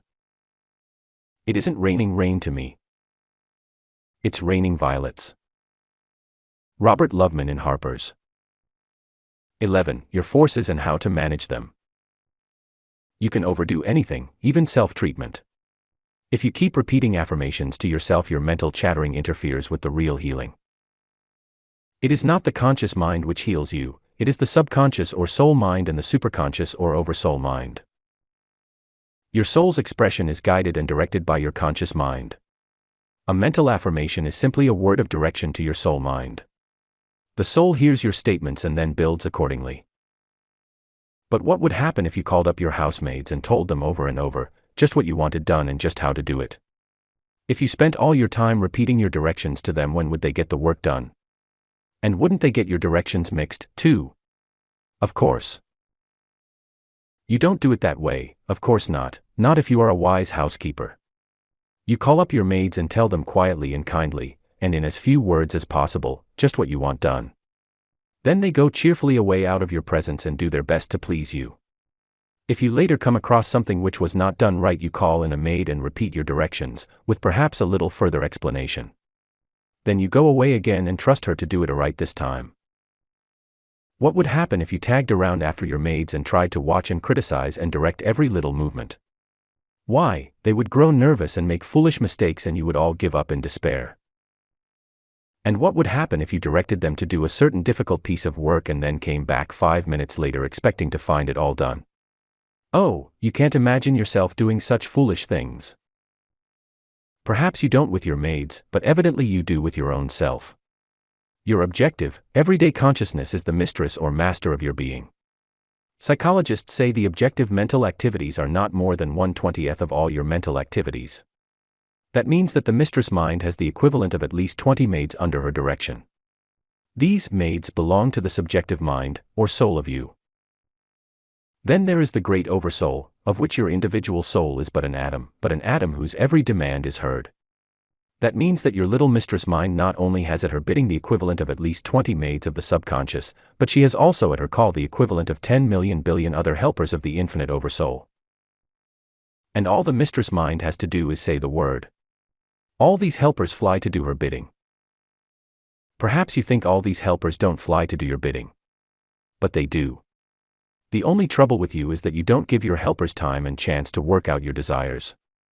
You keep repeating your directions over and over, and you keep trying to tag around after all your 20 or more housemaids to see if they are doing the things you want done. You watch them in your stomach and your liver and your lungs, always fretting for fear they are going wrong. No wonder you get nervous and fidgety and strained all over, no wonder your feelings are no better than they were. Make your statements of health, happiness, and success at certain regular intervals, say 2 or 3 times a day. Or make them at times when you can't get your mind off your conditions. Make the statements plainly and positively. Then call your mind entirely away from the subject and give your soul and the oversoul a chance to work. Make light of your feelings and go get well interested in some good work. Take it for granted that all your being, and all creation besides, is working out for you the things you desire. Rest easy and trust yourself. Don't let your mind tag your feelings and symptoms. Give it plenty of useful work and plenty of play and plenty of rest while your soul works things out for you as fast as it can. Just be as interested and happy as you can while the soul is working. Jolly yourself into having a good time. Say the word, and then be happy, and do not allow yourself to doubt that the soul will do the work. This is the secret of quick healing. The nearer you can come to keeping your mind pleasantly occupied between the times when you give yourself special affirmations and treatments, the more quickly you will realize health of mind * body and environment as well as soul. Thy faith in thy soul and the oversoul will have made thee whole. The faithless mind is a terrible meddler and creator of discords, and the idle mind, the mind not directed to useful purposes, is always a faithless meddler. Moral: get interested in some good work. 12. Duty and love. Though you work your fingers to the bone and have not love for your work, it profits you next to nothing and your employer less than it ought to. Duty work robs the doer of the joy of doing, which is the chief compensation for all work. You imagine you do your work well from a sense of duty. You would do it better still if you loved it. If you loved it, you would enjoy every bit of it, and you would glory in every little improvement you hit upon, and you would hit upon a lot because your soul would be playing through your fingers. The soul of the duty doer is shut away from his work. He works with his fingers and his habit mind only. By the end of the week he is faggied out and his poor soul droops for lack of exercise. Then perhaps he takes it to church for relief, and shuts it carefully away again before Monday morning. And the worst of it is that so many people make a virtue of keeping their souls locked up 6 days out of 7. They parade duty as their mainspring. And even when they do happen to let a little soul, a little love and joy into their work, they won't acknowledge it. They stick to it that it is duty which impels them. When the soul does manage to get out of its shell and express itself in useful work, the brain denies it the glory and happiness which belong to it. The worker resolutely shuts off the joy vibrations with that stem word, duty. He robs himself of the pleasure of his honest effort. There are two ways of robbing oneself of the joy of work. One is by paralyzing joy with duty, the other is by scattering the mind and soul all over creation whilst the hands are doing something. In the former case, the soul is shut away in idleness, in the latter it is wasted in riotous thinking. The soul's power is emotion, that which flows from the silence within. The nature of emotion is motion. To let emotion move through the body, out into intelligent effort, is joy and eternally welling life and strength and wisdom. To let the mind wander while the hands work is to fritter your soul force away at the top of the head. The power which should move from the head down through the body and out into intelligent doing is simply dissipated into thin air. The wandering mind robs the body of vitality and joy. It is the prodigal who wastes all your substance. The duty doer is a niggard. He lets some of his soul into his work, shutting the rest tight within. He puts his thought into his work, but he is stingy with his soul, his love. He works coldly, stolidly, conscientiously, reminding himself constantly that he is to be good for nothing, as the wise mama commanded the little boy who wanted a prize for being good. Now everybody knows that cold contracts things. The cold duty doer shuts off his soul warmth and his body grows gaunt and pinched, his brain cells stiff, his thoughts angular. He shuts off the inspiration of love and joy and works like a machine, grinding out the same old things by the same old pattern. The duty doer converts a real living, growing, loving being into a mere cold machine. It's a shame. And the whole cause is the old father's tradition that duty is greater than love. I wonder where they got that notion. The same spirit led them that leads us. That same spirit must have led them and us into duty doing. Why? To gain self-control that we might have the greater joy. That is it. First there is the natural asterisk, the animal way of doing things, just to follow impulse and gratify self at no matter what expense to others. But somehow you are not very happy after you have done it. Then there is the mental way of doing things, the duty way, when we cut off all the old, natural impulses and teach ourselves to work stolidly, steadily in the right line. It takes about all our thought and effort to control ourselves in this mental way. It requires a firm, unrelenting hand upon our impulses. But we were not happy when we didn't control our impulses, and we are at least at peace when we do. So we keep on crushing back the natural impulses and sticking sternly to duty. When we followed the old animal impulses to have things our way, right or wrong, without regard to the other fellow, we were always lured on by the hope of joy, and when we got the thing desired, as we sometimes did, it was only to be disappointed. So we were full of unrest. Since we have chosen the ways of duty, there are no joys to lure us, but rest accompanies us. In the old way we were always sure we were going to be happy. In the duty way we have ceased to expect happiness, but we really have peace. And a peace in the heart, we have learned from sad experience, is worth 2 joys in the bush. We have been oft bitten and thus learned caution, so we keep on schooling ourselves to keep the peace and shut eyes and ears to promises of pleasure. We have learned to follow conscience instead of natural impulse. Conscience is merely spiritual caution. The faculty called caution warns us from outward danger. It was created by many ages of race experience in getting its fingers burned and its shins kicked and its head broken. Conscience warns us from inner dangers, and is being created by many ages of human experience at stealing from the other fellow only to find its own heart robbed of peace and happiness. We tasted impulse and found it sweet at first and bitter, bitter at the last. Then we tasted duty and found its first pungency melt away to a clean sweetness such as we had never tasted before, a sweetness so pure and satisfying that it is no wonder we keep clinging to the duty doing which brought it. When we lived from unchecked and unguided impulse only, we were many times happy on the surface, when we happened to get the things asked for, but we were always restless and dissatisfied within.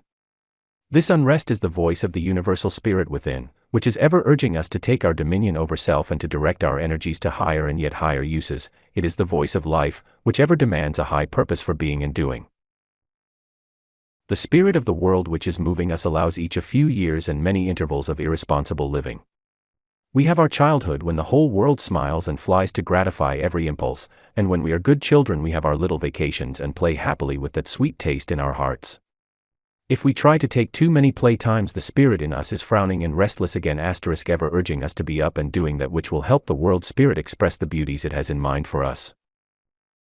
When we quit chasing pleasure and begin to live and do after the plan set in our hearts, the world spirit whispers, "Well done," to us. We find peace. We taste and see that it is good. Henceforth we work for the inner peace, not for the fleeting gratification of the outer senses. As we follow duty, peace deepens and widens. By and by we form the habit of duty and it grows easier and easier. We do what seems best because we have learned that to do otherwise ruffles our peace, and we have learned to love that peace beyond anything else life can hold for us. Peace keeps on deepening and widening and growing more dynamic. At first it is a solemn calm, and a little deviation from duty ruffles and dissipates it. But by and by, as we keep on doing our duty, through this solemn calm, growing ever deeper and broader, there wells the full diapason of a deep joy, very softly at first, with many diminuendos and silences. At unexpected moments it swells again, over little things the tide of life has brought us, things we loved, and thought we had given up forever when we chose duty as our guide. Fitfully at first the deep joy wells, fitfully and gently, but, oh, so full and sweet and satisfying, such tones as our souls never heard before. We wonder at the deep joy, and, oh, we begin to see that the world spirit was urging us on to duty only that we might find deeper joy than the old irresponsible life could yield us. By taking dominion over self, by using our energies for higher purposes, we have deepened our capacity for joy. Now the harmony of deep joy begins to swell, and every touch of life but adds to the paeans of praise.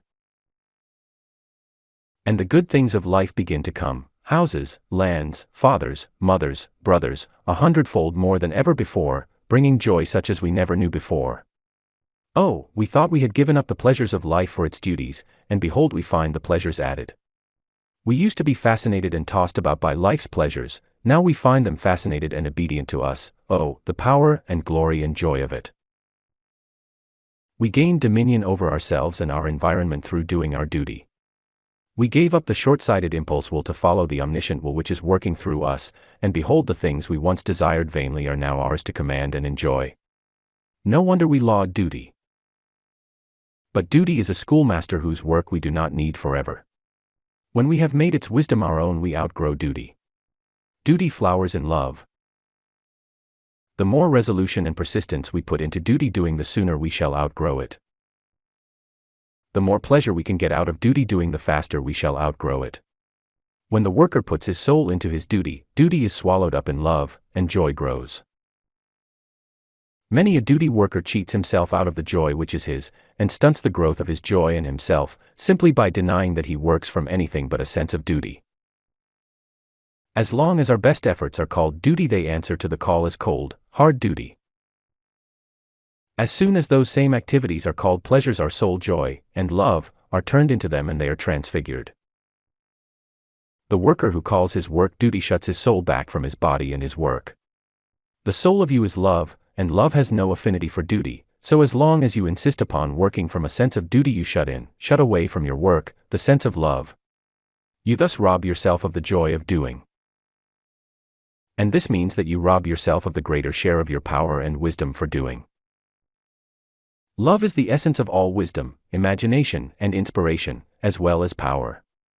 To hold sternly to duty is to shut out love, and with it the wisdom, inspiration, and imagination necessary to improve your work. You are robbed of the joy of doing, and your work is robbed of its highest beauty and usefulness. Quit calling your duties by that name. Jolly yourself into doing your duty for love of it. Don't you know how you can jolly a child into doing things? Haven't you been jollied yourself until at last you laughed and forgave and did the thing you had sternly resolved not to do? Haven't you seen scores of your friends jollied into doing things? Of course. All nature responds to a smiling, good-willed jolly. And your soul, your love, will respond to the same good-willed jollying. It will come out and smile on your doings, and radiate soul shine and joy and power and inspiration through you, and down through your fingers into your work, and out into your aura, and on out to all the world. Smile and come up higher than the duty class, the joy class awaits you. Express yourself. Whatever you are, out with it. We do not want a world of masqueraders. Make yourself felt, make your real self felt. Put your private stamp upon the future. 13. Well done. Natural disaster overtakes a man and he loses every cent, possessing untold aversion to becoming a paid employee. He lives with friends, helping where able, and at the same time reaching out to grasp something by which to start again. Has an overwhelming desire to get money for home and marriage. This could be had in a very short time by successful speculation, if the unlimited force is there as taught, for use on lines of desire. There is no wrong in the world. Is he then to command the powers for conscious use, go in faith and win, or shall he sit down and build, bit, by uncongenial labor? M.T. The man who possesses such an untold aversion to becoming a paid employee, that he prefers to sponge a living off his friends rather than to earn it honestly, will never succeed even at speculation. Such a man could not generate a desire strong enough to attract fortune even at a gambling table. It takes character to generate a desire of the sort that moves things. It takes steadiness of purpose, positive determination. And character, purpose, determination, are never found in the sponger. If he had character, he would choose any sort of honest work that would keep him in independence. His untold aversion to becoming a paid employee would be as nothing to his disgust for sponging a living, even temporarily. Character is the outcome of an unconquerable self-respect and self-reliance. A man's character is that which distinguishes him from a jellyfish, which takes the shape of any environment that happens along. It is something which keeps him upright on his own pins, no matter what happens. Character is mental backbone and muscle, and is subject to the same laws of development and growth as other bone and muscle. Bone and muscle and character do not grow by bread alone, but by use. Character grows by the use of self-reliance and self-respect, just as physical character grows by the use of muscles. Character becomes weak and flabby when self-reliance and self-respect are kept on the shelf of another man's pantry. Character develops by exercise. How is it to exercise except by doing things? How is it to do things when somebody else does them for him? The first thing a man of character, of self-respect and self-reliance would do under such circumstances as M.T. describes would be to overcome his untold aversion to anything which would help him to continue living in self-respect and self-reliance. Indeed, the only untold aversion held by a man of real character is the untold aversion to living off other people. A person whose aversion to becoming a paid employee is greater than his aversion to idleness and sponging is a mere mush of concession to public opinion. He hates paid employment because he thinks his neighbors will look down upon him, and because he likes to look aristocratic and give orders rather than to be what he is and take what orders are necessary for the time being. Such a man cares for appearances above all things. He cares for the outside of things, as a jellyfish does. He seeks first an agreeable resting place, as the jellyfish does. And he will sacrifice the last vestige of self-respect, self-reliance, character, to that fetish, outside appearance. He thinks it looks better to live off his friends than to soil his hands to take care of himself. But if he had a real character of his own, if he had mental backbone and muscle worthy the name, he simply could not crouch and cringe as a dependent, a beggar. He would have to get out and express himself in some sort of independent activity, or die. For character is a deep-down life urge which will push to expression through any conditions. It simply cannot continue to sit supinely by another man's fireside, or wait by the wayside with cap extended to catch stray pennies from the passers-by. Character must act, or degenerate. Character must express, or expire. Character is to the individual what the channel is to the river. Take away the banks which confine the stream and direct it, and the water gushes out in an endless sloppy marsh. The inner character of a man confines and directs the life force, the desire force. The stronger the character, the deeper and broader the stream of desire, or life, and the more positively the man will express himself in independent, self-respecting activity. The stronger the character, the greater will be the man's untold aversion to depending upon anybody but himself. And so deep and strong are his desires as they flow through the clear-cut channels of character, that they force new channels through any circumstances. Such a man's desires flow deep and strong enough to carry things his way. But the man without a strong character is a mere sloppy marsh of sentimentality. He is incapable of anything more than overwhelming desires. His desire stream, having no strong banks, simply overwhelms the whole surface of things, with no depth by which to sweep its way through environment. His desire energy spreads out and wastes itself in mere shallow longings, unworthy the name of desire. So the man welters in his own swamp of sensibility, and gets nowhere. Herein lies the reason that M.T.'s man will not find success at the gaming table, nor anywhere else, except by building bit by bit a character strong enough to find its way to the good things he wants. The first step toward success is to decide that it is yours, and that all creation is ready to help you manifest it. The next step is to work with the world, taking hold anywhere that the world will let you, in full confidence that the world will promote you as fast as you prove your fitness for promotion. To prove your fitness for promotion necessitates doing your best with any job the world gives you, and at the same time using your spare time and thought in fitting yourself for a better one. To do one of these things is not enough. The man who does his work exceptionally well will be kept at that same kind of work until crack o' doom unless he shows aptitude for doing more valuable work. The world is always looking eagerly for men who can fill the more difficult positions. It is always trying to tempt people into higher, better paying positions, and the man who is faithful and efficient in one place, and evinces the slightest capacity for higher work, is always the first man to get a chance of promotion. The man who thinks he is kept down is right, but he is kept down by himself alone. Either he is slack, inefficient, uninterested, gumptionless in his present work, or he is not fitting himself for something better. Abe Lincoln split rails all day. He split them with vim and intelligence. But at night he studied books by the light of a pine knot. All the way along from rail splitting to the presidency, Abe found some time out of business hours to inform himself on lines beyond his work. The main difference between Abe Lincoln and Abe Johnson lies in the way they spend their after-business hours. Abe Johnson, too, works with vim and intelligence. And he never had to split rails for a living. He is an A1 bookkeeper. Been in the same store, with almost the same salary, for 25 years. And almost every noon and every evening for 25 years he has sat on a sugar keg in the store and discussed politics and economics. And very often he has grumbled to his cronies about his lack of a chance to rise in the world. Down here in a Massachusetts town, they have been having labor troubles for a long time. The cotton mill owners say the bottom has dropped out of the plain cotton cloth trade and they simply must reduce wages or close down. There is small demand for the sort of plain cotton goods manufactured in these mills. The mill hands say they can't live on any smaller wages and they won't, so there. So one strike follows another, or a lockout. For months at a time the mills lie idle while owners and workers deadlock. Someone suggested that the mills begin to make the sort of new fancy weaves of cotton cloth for which there is increasing demand. But the weavers refused to learn the new weaves. They said they knew how to do the plain weaving and it wouldn't pay them to learn the new kind of weaving on the old wages, which are paid according to the amount of work done. And many of them said anyway they were too old to make such changes now. So these faithful and efficient weavers go on fighting and striking and reviling fate rather than fit themselves for new work which would in the end pay better than the old. Poor short-sighted weavers. Poor short-sighted cousins to the weavers. Poor short-sighted and disappointed Abe Johnson.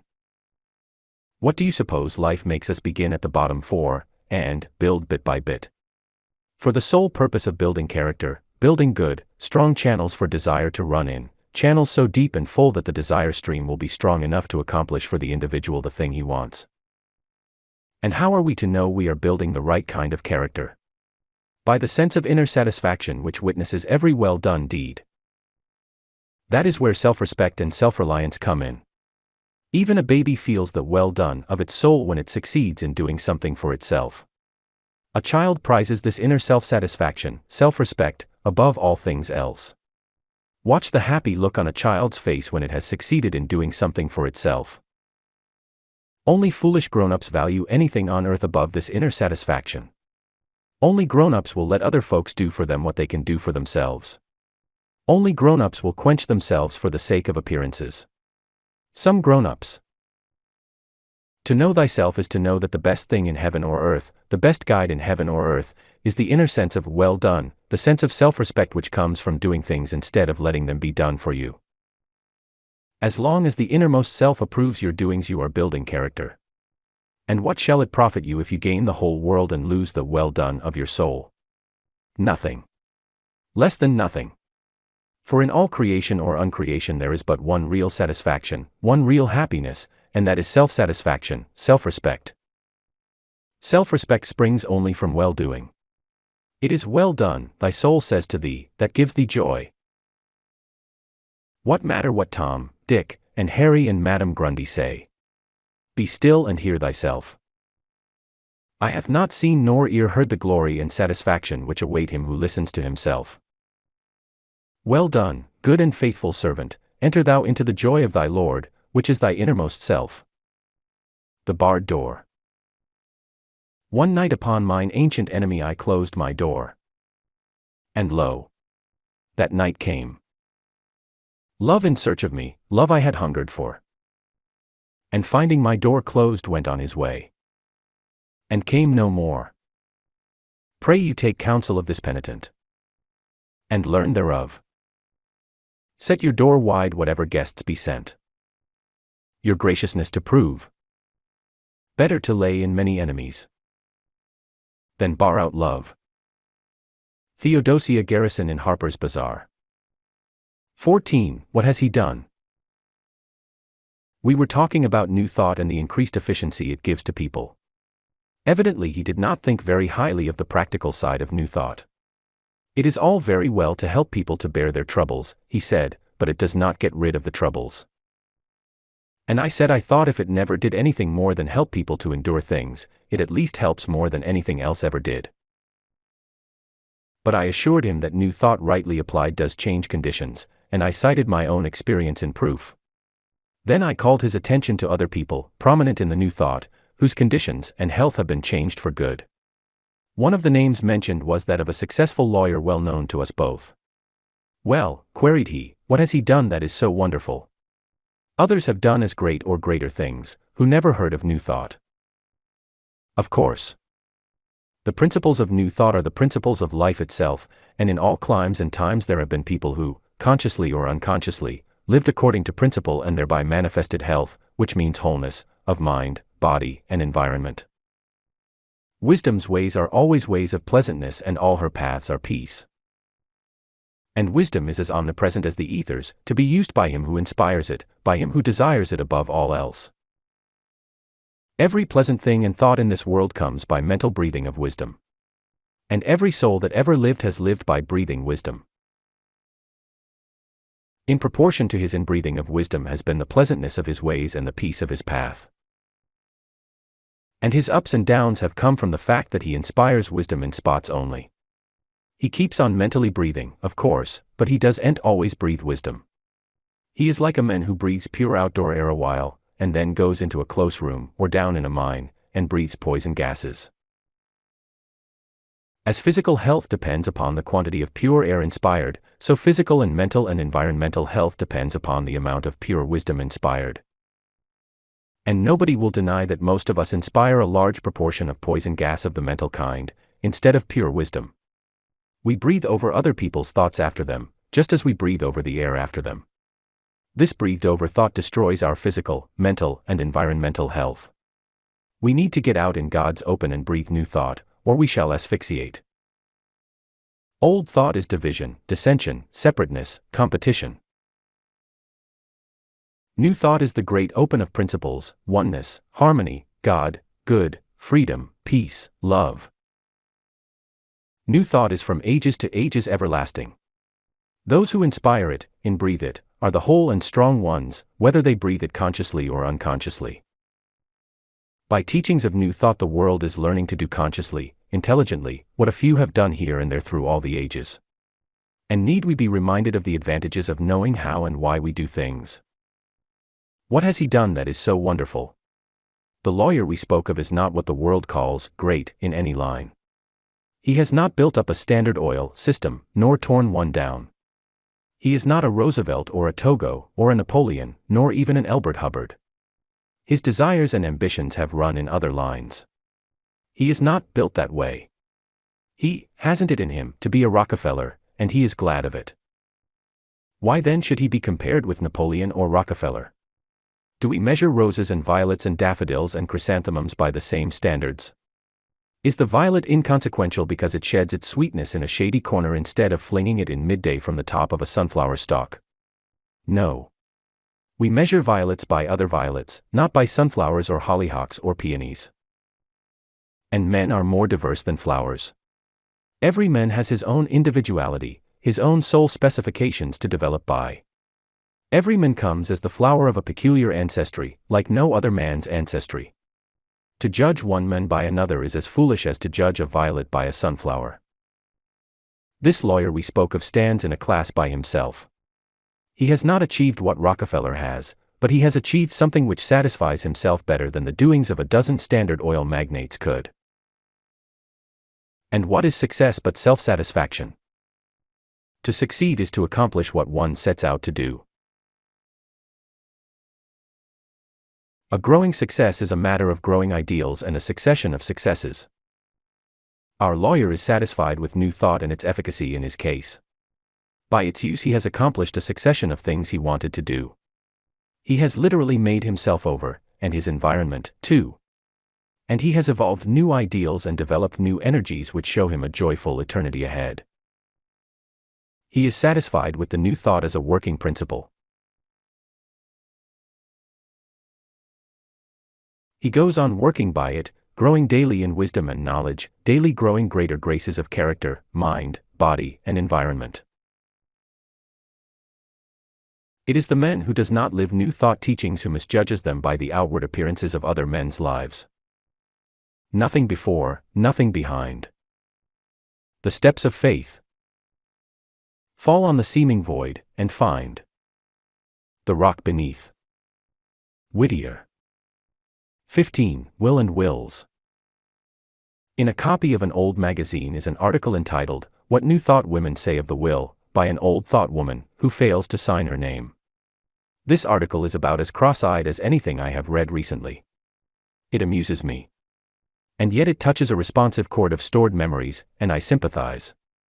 That is, I am enabled for the moment to re-enter the same pathy or condition this woman describes. Every step she has passed through I, too, have experienced. But I have passed through it all and emerged upon the spiral above, where I am enabled to understand the phenomena of wills in relation to each other, and in relation to the whole. Briefly stated, the old thought woman's idea is, the will is a part of that delusive mortal mind. It is the executor of the world, the flesh, and the devil. God's will is a fiction. Devil, with a capital D, mind you. Then she goes on to tell how willful she used to be. She dominated her relatives, friends, and enemies alike, and even the cats and dogs. There was scarcely no way in which will can dominate that I did not work to its limits, she says. I intended to marry without declaring my views, get the property and support, but refuse all sensuality, because she was adamant against childbearing. Decidedly a disagreeable person, I should say. I don't wonder that she was cordially hated by those whom she hypnotized and outwitted. I don't wonder pain, anguish, hatred, suffering, disappointment followed in the wake of every triumph. Do you? Then she grew sick of it all and gave up all will. In a complete loss of will, self-will, God's will, all kinds of will, there is a miraculous condition of affairs, she says. Then she goes on to preach Christ's teaching of non-resistance. Every positive character, and probably every negative one, too, passes sometime through an experience identical with this woman's. The more pronounced the character, the more definite is the change from self-will to self-abnegation. A negative character will hang on eternally to his self-will, and the giving up of his will causes him all the anguish this woman experienced as a result of using her will. Now, without pointing out to you the mistakes of this writer, let me give you my statement of will, its nature and uses, after which I think you will see the old thought woman's understanding needs to grow a bit. Will is the motive, electric force of the universe, the only force there is. Will is the energy which forms worlds and swings them in space, which dissolves all forms and creates anew. Will is attraction and gravitation. Will is love, and will is hate. Will is the passion, the active force, of the one. Will is omnipresent and omnipotent. Without will there could be only stagnation, death, annihilation. But there is will, and there are wills, there is all-pervading, all-evolving will, and there are countless little tossing, warring wills. There is one great ocean, and there are countless little, tossing wavelets, each taken up with its own aims to rise above its neighbors. On the unseen side will is one, the only one. On the seen side there are only wills, beginning and ending within the personal circle. Will is the executive of omniscience. Will is the executive of universal, all-evolving wisdom. Will of God is no fiction, it is the one immutable, inexorable pact which personal wills ceaselessly and uselessly toss themselves against, to their undoing and the increase of knowledge. All wisdom and all will are the one great ocean, from which personal wisdom and will are tossed, and to which all return. Will and wisdom are all there is in the universe, they are one and inseparable. Water is correctly formulated as W2W, instead of H2O, and every atom in the universe, seen or unseen, is simply will indefinite and varying proportion to wisdom. The less wisdom in the mixture, the more foolishly will the will be exercised.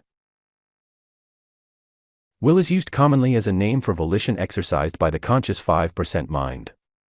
The individual reasons from his own narrow view and sets his will to execute his finite judgments.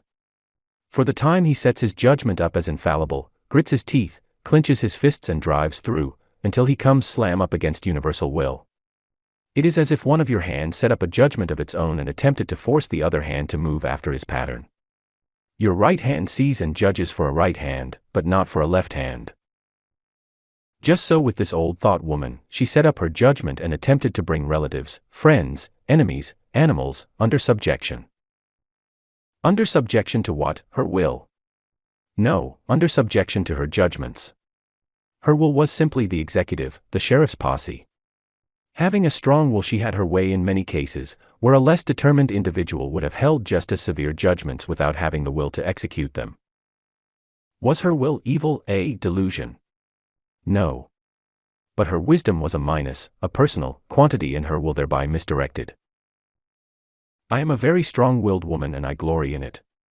But the time was when I made all kinds of a chump of myself by setting up my judgment for other people's guidance, and sending my will to execute my judgments, willy-nilly on the other fellow's part. My will was first class, likewise my intention, but my judgment was exceedingly narrow and crude. I got into all kinds of hot water, just as this old thought woman did, and finally I couldn't stand it any longer. I went to the Lord. I prayed and agonized and humbled myself, as I needed to. The trouble with me was that I had not learned yet that my judgments were not the best on earth and my will the only executive. All these failures on my part made me look at last for higher judgments and mightier will. Among men I could not find them. Not a writer or lecturer or friend but showed me plainly that his judgments were as wry and his will as circumscribed as my own. So I turned to the unseen and unbelieved in, but greatly needed and longed for God. I gave up my will, I said, not my will but thine be done. It was hard to do, but being a strong-willed woman I did it and did it well. I lived daily with Jesus in that sublime Sermon on the Mount. Of course I found peace. Having laid aside all personal aims and ambitions and given up all efforts to make myself or the world better, I found peace. An Indian lying full length in his canoe, which is floating softly and surely down the broad Columbia toward the ocean, is an emblem of peace. The individual who wakes up at last to the fact that what he has been tearing himself in tatters trying to accomplish is already being accomplished by a broad river of will of which his own will is but a wavelet, finds himself incarnating peace. He that loseth his life shall find it. He that loseth his will shall find it, for the first time. I thought I was giving up my will, when it was only my judgments I gave up. And I gained in return the entire will of the universe. I changed my point of view, that was all. I had been seeing countless myriads of striving, tortured individuals, each warring in chaos to bring order according to his judgments. Now I saw God as the animating soul and will and wisdom working in and through and by these striving ones. From a formless wavelet striving to get up, I became the Indian, resting, realizing the mighty will underneath me that carried me unerringly in the right direction even when I did nothing. I rested and let the all-will carry me and everybody else. At times it seemed that I must spring up and make this one or that one go right or do right. But I used my will on myself and kept hands off. I could not see that the all-will was bringing this out right, but I had made such a miserable failure when I was running things that in sheer despair I determined to resist nothing, compel nobody, but just trust that the all-will would bring things out right. I kept saying to myself, hands off, lose him and let the all-will run him, until I really learned to let the all-will do it. Of course I thought, just as this old thought woman does, that I was exercising no will at all. But I was, and she is doing it, too. The only difference between the use of my will before and after this self-abnegation was this: after I gave up my will, I had the all-will on my side for the first time, and so easy did it seem to be to let the all-will do everything, that I did not realize that the all-will worked through and by my personal will. It was as if I had been trying desperately to lift something too heavy for me, and suddenly my efforts were reinforced to such an extent that it was easy. Or, as if I had been trying hard to shove open what seemed a door when along came one who showed me where the real door was and how to open it easily. I had been using all my will to make myself and others good, and suddenly I found the all-will reinforcing my little will, as if a mighty power had been switched onto my circuit. This was not really what happened, you know. It was this: my little will had been striving against other little wills, as if one finger strove to curtail the action of another finger. At last, in desperation and without at the time understanding what I did, I let go my little attempt, and immediately I began to sense the all-will working through my will for the accomplishment of larger purposes I had not before dreamed of. It was hard to strive against other wills, hard, and the outcome uncertain, and fraught with suffering and disappointment. But it was easy to let the all-will back my will, so easy I failed for some time to realize I was using any will. Like Solomon, I asked for wisdom, for understanding. As it came to me, I saw that whenever the all-will backed my will and made action easy, I was on the right track. Whenever I felt a sensation of pulling against some other will, I was on the wrong track and must let go and rest. Many times the thing I could not at one time do without that pulling against feeling, at another time I could do easily with that sense that the all-will backed me. Sometimes the all-will backed me in doing what some other person opposed, and yet I was not backed when I did the opposing. At first all this seemed like the capricious leadings of a spirit. But at last I began to see a principle in it. I found the law of individuality. I found that when I willed to do anything which I desired, the all-will backed me, unless I foolishly desired to curtail what some other body desired to do, not what some other body desired me to do, but what he desired to do without interference with me. Do you see the point?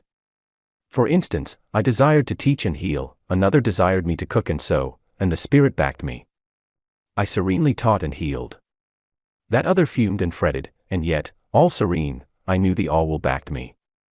But that other smoked, I considered smoking wasteful and detrimental, and every time I expressed my opinions on the subject I felt that the all-will was not backing me. This one had a right to smoke, because he was not thereby interfering with the free action of another. But when he tried to put me back in the kitchen, he had to use his personal will unbacked by the all-will, because the all-will was backing my will to get out of the kitchen. On the other hand, the all-will backed his will to smoke, therefore when I tried to interfere I opposed not only his will but the all-will as well. Now that is just what gives us all so many hard knocks in the world, dearie. We fail to respect the other fellow's rights, and in so doing we run against not only his personal will but the all-will into the bargain. No wonder we get some horrible bumps. When you exercise your will against another's freedom of action, you shut yourself off from your source of will supply, the all-will. This is why you clench your fists, grit your teeth and contract your lungs and muscles. You are shut off from the source of will supply, and you contract in order to force your willpower against another. Then you are exhausted, and have accomplished nothing. For if you succeed in making him be good, this time he hates you for it. And he will break out with more force at the next opportunity, because the all-will is backing him even in the actions you judge as bad. Remember, the all-will backs every personal will except when the personal will interferes with the free action, not interference, of another will. Then, when you attempt interfering with the free action of another, you force out your will upon him, just as you force out the breath from your lungs. Then you have to catch your breath, and your will again. It takes time to fill yourself again with will, and whilst you are doing it you suffer all those horrible sensations of remorse and weakness and disgust that come over one after one of these tussles with another will. You have all these feelings whether or not you succeed in downing the other fellow. Oh, it doesn't pay, dearie. It doesn't pay to use your will except when you can feel the all-will backing you. What New Thought people refer to as cultivating the will is simply cultivating acquaintance with and consciousness of the all-will.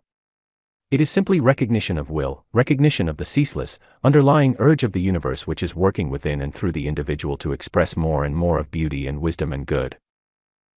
To use the little, personal will apart from the all will, one must contract and thus force out his will upon other people and things.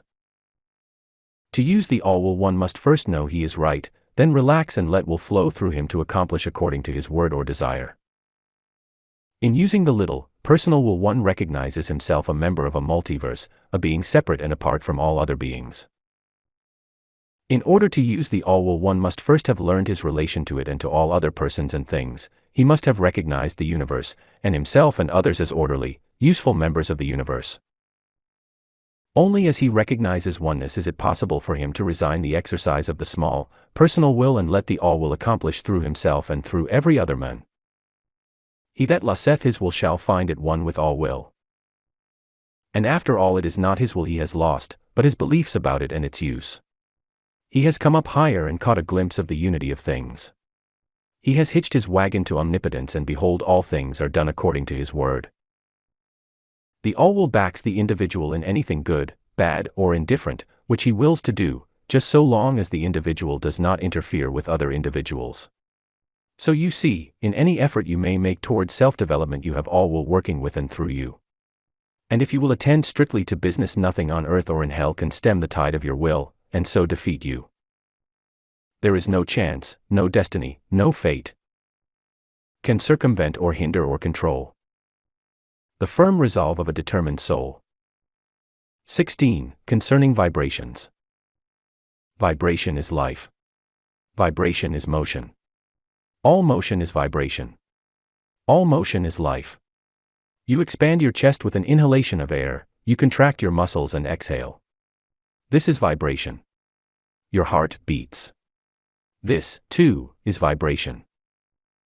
Every tiny cell in your body is beating or vibrating, just as your heart and lungs do. When your chest expands, you take in fresh air, which goes not only into your lungs, but into all parts of your body. The air blows like a fresh breeze around the countless millions of cells which go to make up your body. These little cells in their turn expand and take in the air. Then the cells contract and force out the air, and your lungs, too, contract, and force the air clear out of your body. Now this air which is thus vibrated through your body serves to clean it. The decaying particles of your body cells are thrown off and carried out in the streams of air which are vibrated through your body.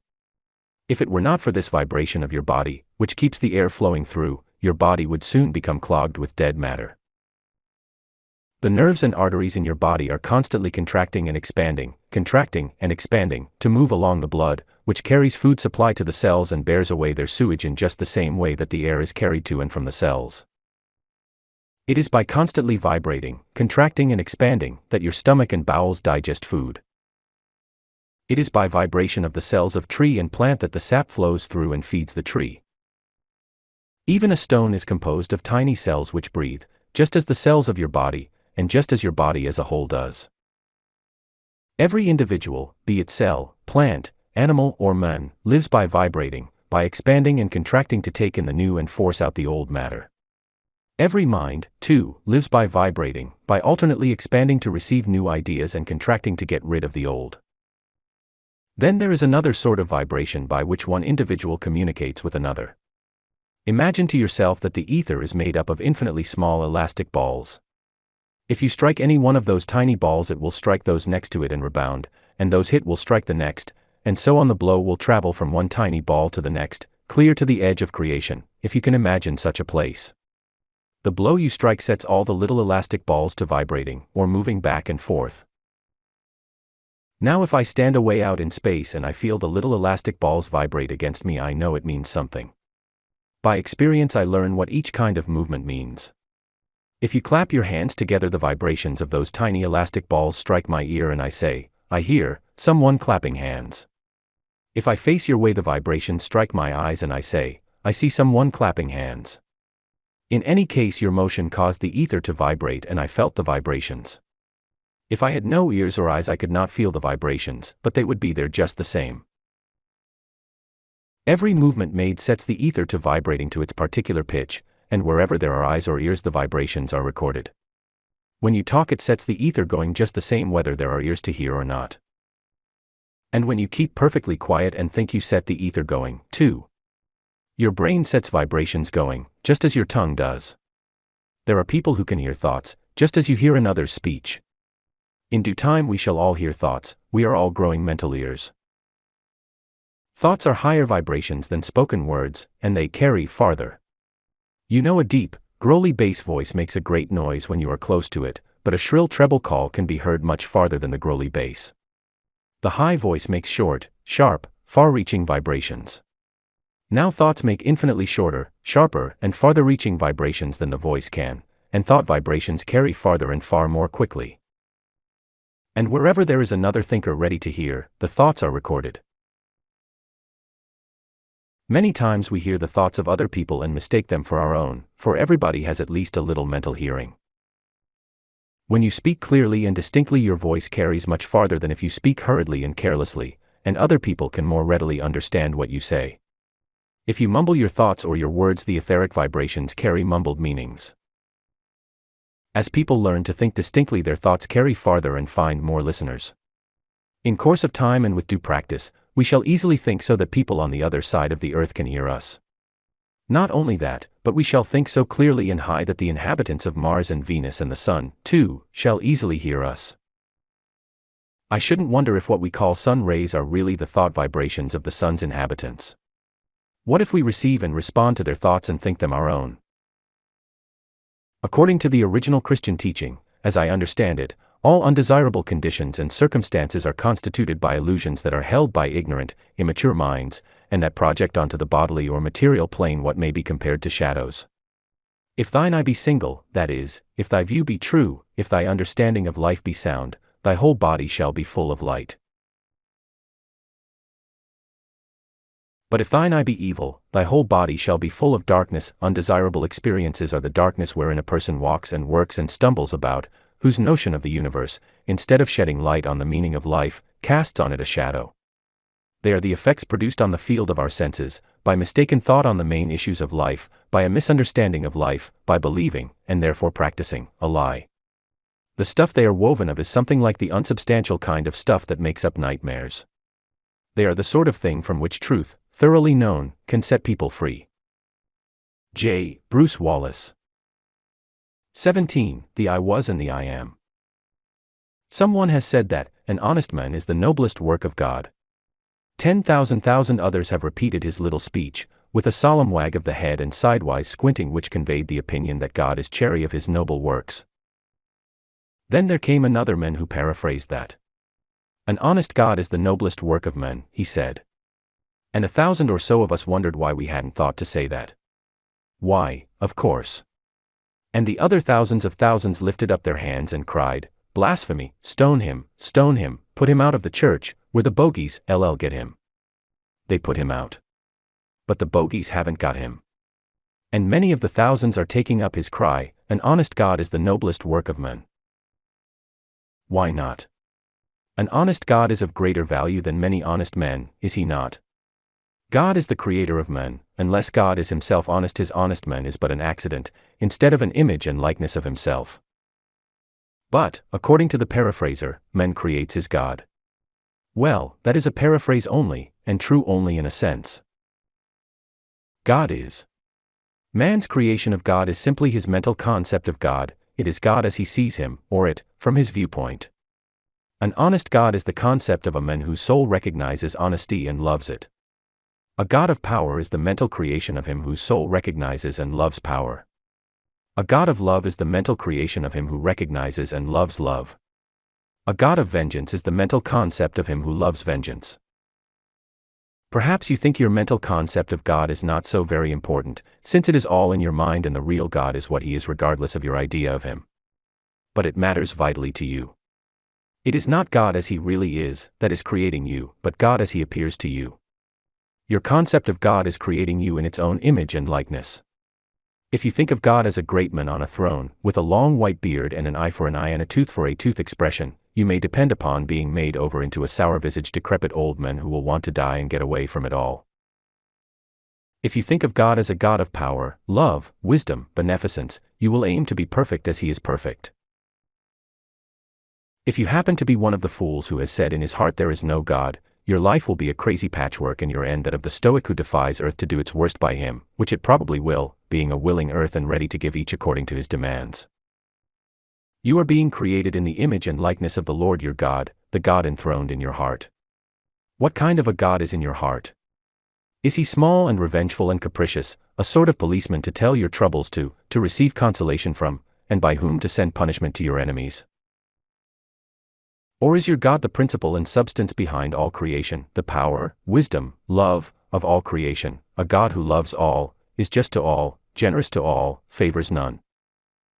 But no matter how lofty a God you carry in your heart, he will do you little good unless he is an I am God. Most men's gods are I was gods. They believe God did wonderful things for the children of Israel, that he performed great miracles for the apostles and disciples of Jesus, but to this age they think of him as merely the I was God, who stands aloof and lets men run things, men and the devil, or malicious animal magnetism. Believers in the I was God are also great sticklers for the I shall be God, who is coming again to judge the wicked and set up his kingdom on earth. And these believers in the I shall be God think that their only business in life is to wait around until the great I shall be makes his appearance. People who worship the I was and the I shall be are never demonstrators. Between admiration of the I was and anticipation of the I shall be they fall to the ground and wait for the I shall be in themselves and others. Only the I am God does things. I am love impels you to love now. I am wisdom inspires you to act upon your ideas. I am power performs miracles, not yesterday or tomorrow, but now. I am God is the God who works today, in you and in me. His ways are not the ways of the I was God, nor of the I shall be God, they are the ways of the I am, new, different, the ways of today, not of yesterday or tomorrow. I know a dear woman who worships the I was and the I shall be. She entertained Schlatter the healer, and was firmly convinced that he was a literal reincarnation of Jesus Christ.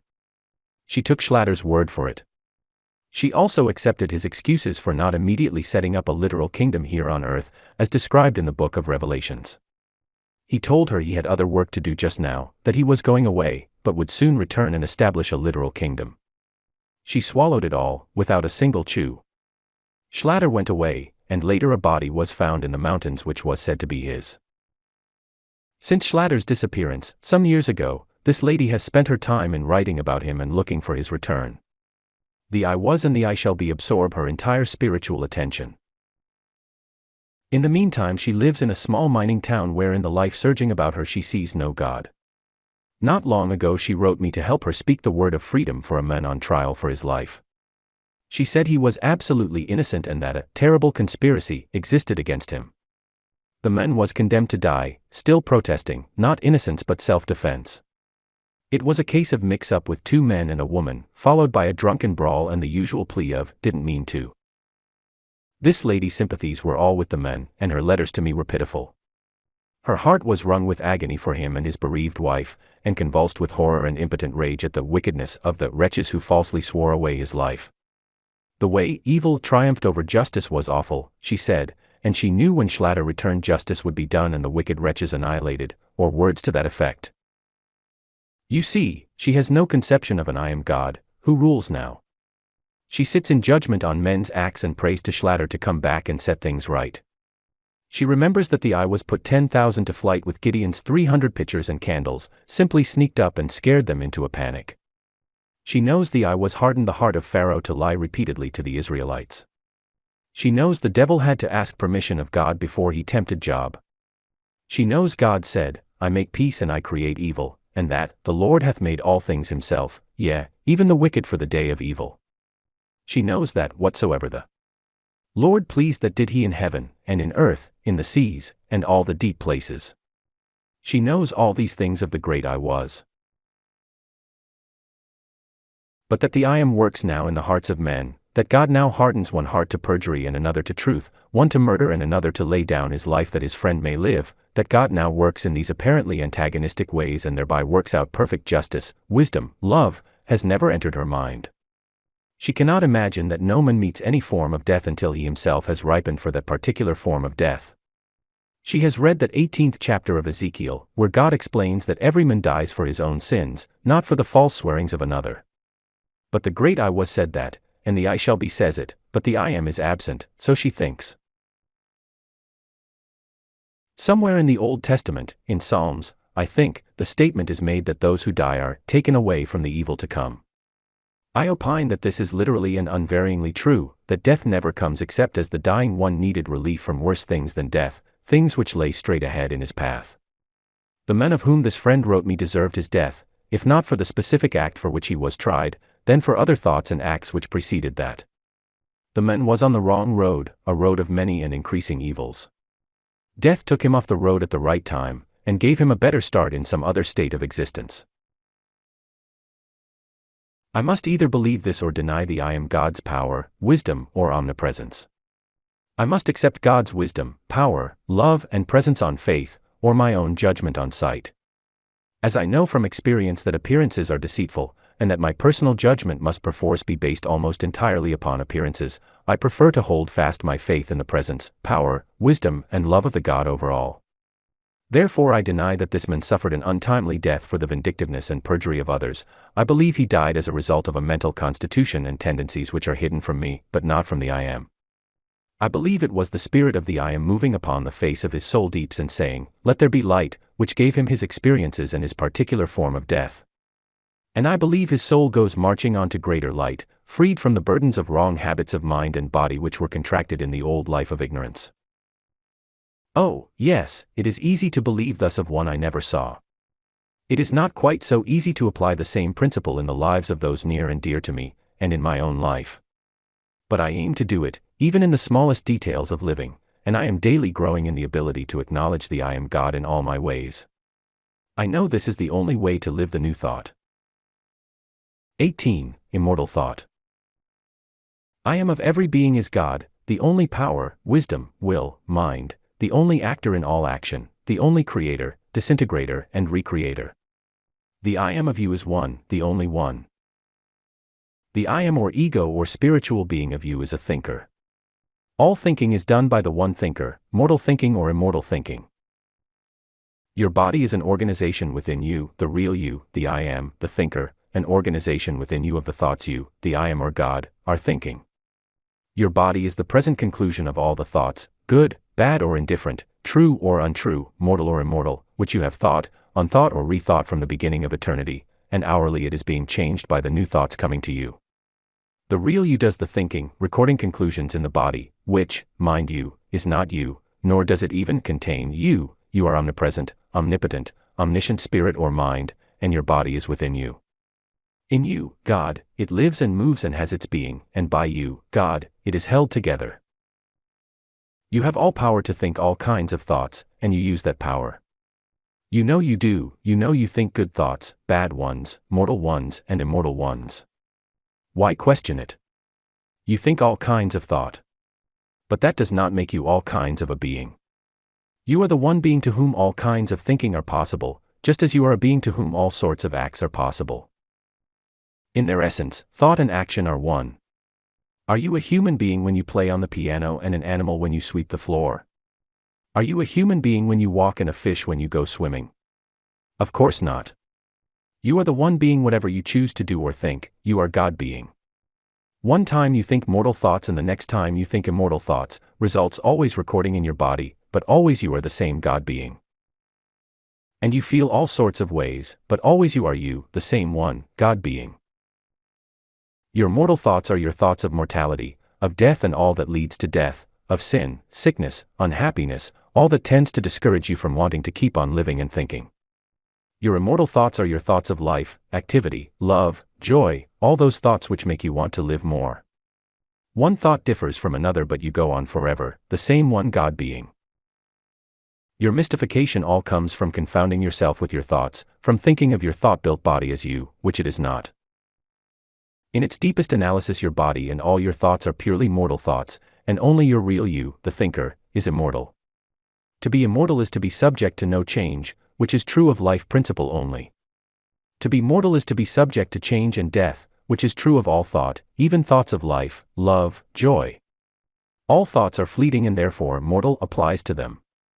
Evil disappears before good thought, and good doth change to better, best. The body is eternally changing, eternally receiving from the self or spirit higher thought and eternally sloughing off lower thought. Body is mortal and will never be anything else. It will never cease to change, it will never cease to receive new thought and slough off back number thought, it will never cease to die daily. If it could for 1 hour cease this daily, hourly dying, this casting off thought which is out of date, it would die altogether. Individual hanging on to dead thought is the cause of all old age and somatic death. The body, instead of throwing off its dead and dying thought through its eliminative system, allows it to continue piling up in the body until death of the entire body comes as a relief. And the God Self goes on to new incarnations. All bodily energy is the energy of live thought. Death comes to the body when dead thought preponderates. Except ye become as a little child, whose daily dying is perfect, you shall continue to grow old and die the somatic death. A child hangs on to nothing. Every new thing charms it completely from the old, and its intense mental and physical activities keep the old moving out and off to make room for more of the new. Can you give any reason under the sun why human beings should not continue to live the child life and escape death of the body as a whole? There is no reason to be found in science, logic, or nature. The one reason lies in our artificial living. We stuff the mind with unused knowledge, we stuff the body with 2 to 10 times the food we need. All food is thought. 2. We glory in owning more things than we can possibly need or use. We spend our time straddling our possessions to keep others from using them. Is it any wonder we become literally loaded down until our bodies are too cumbersome for any life more strenuous than that of the grave? Life to us is too real, too earnest, we want too much, and as long as we persist in living at this dying rate, the grave will be our goal. I said that in its last analysis all thought is mortal thought. This is true of formed thought, or thoughts. Thought substance is eternal, thought substance is matter, without beginning or end, and matter in its original state is mind or spirit, the one thinker and his thought material, one and indivisible.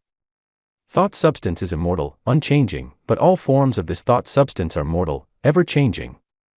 Think of the ocean, the water is ever the same, but the waves, the forms assumed by the water, eternally change, so with thought substance and thought forms. The body being an organization of thought forms, of mortal thoughts, must die daily, but that thought substance from which all its forms are made is immortal mind, is the God Self. Your body is simply a series or growing organization of fleeting eddies in your immortal God Self. Too wonderful to grasp. Well, never mind, better not grasp it too tightly anyway, it might prove only another weight on your mind. Let the thought come and go in your consciousness, as waves come and go on the ocean. By and by you will realize that it is true, that you and the Father, body, and soul, are all one and eternal. Just take it for granted, dearie, and love and be radiantly happy. So shall you use mortality to prove immortality. I have said that the soul is not more than the body. And I have said that the body is not more than the soul. And nothing, not God, is greater to one than one's self is. And whoever walks a furlong without sympathy walks to his own funeral drayest in his shroud. And I or you pocketless of a dime may purchase the pick of the earth. And to glance with an eye or show a bean in its pod confounds the learning of all times. And there is no trade or employment but the young man following it may become a hero. And there is no object so soft but it makes a hub for the wheeled universe. And I say to any man or woman, let your soul stand cool and composed before a million universes. And I say to mankind, be not curious about God. For I who am curious about each am not curious about God. No array of terms can say how much I am at peace about God and about death. I hear and behold God in every object yet understand God not in the least. Nor do I understand who there can be more wonderful than myself. Walt Whitman. 19. God in person. God is not a person, he is all persons. The universe is one stupendous whole, whose body nature is, and God the soul. This means that nature, which includes men, is the body of God, and God's body is to him what your body is to you, a statement of beliefs which is eternally changing as experience teaches you more. The only body God has is your body and mine, the only brains he has are your brains and mine, the only experience he has is your experience and mine, the only judgment he has is your judgment and mine.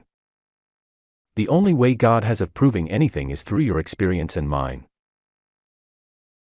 You have heard it said that you cannot teach a man anything he does not already know, that to educate a man is to draw out into consciousness that which is already within him. By his own experience and by the teaching of others he becomes conscious of the wisdom which was all the time within him.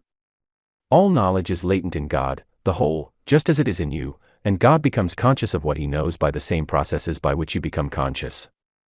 Your real self is God. Watch yourself and you will see how God does things. God is wisdom. But wisdom and knowledge are not identical. Knowledge is wisdom proved, by the only proof, experience. All wisdom is latent in God's soul, which is your soul and mine. God's wisdom is expressed in his body, or statement of beliefs, which is your body and mine. God knows everything, but he knows that he knows only what he has proved through you and me, and all mankind and animal kind and vegetable kind. Some call it evolution, others call it God. If God knew more he would not suffer through us.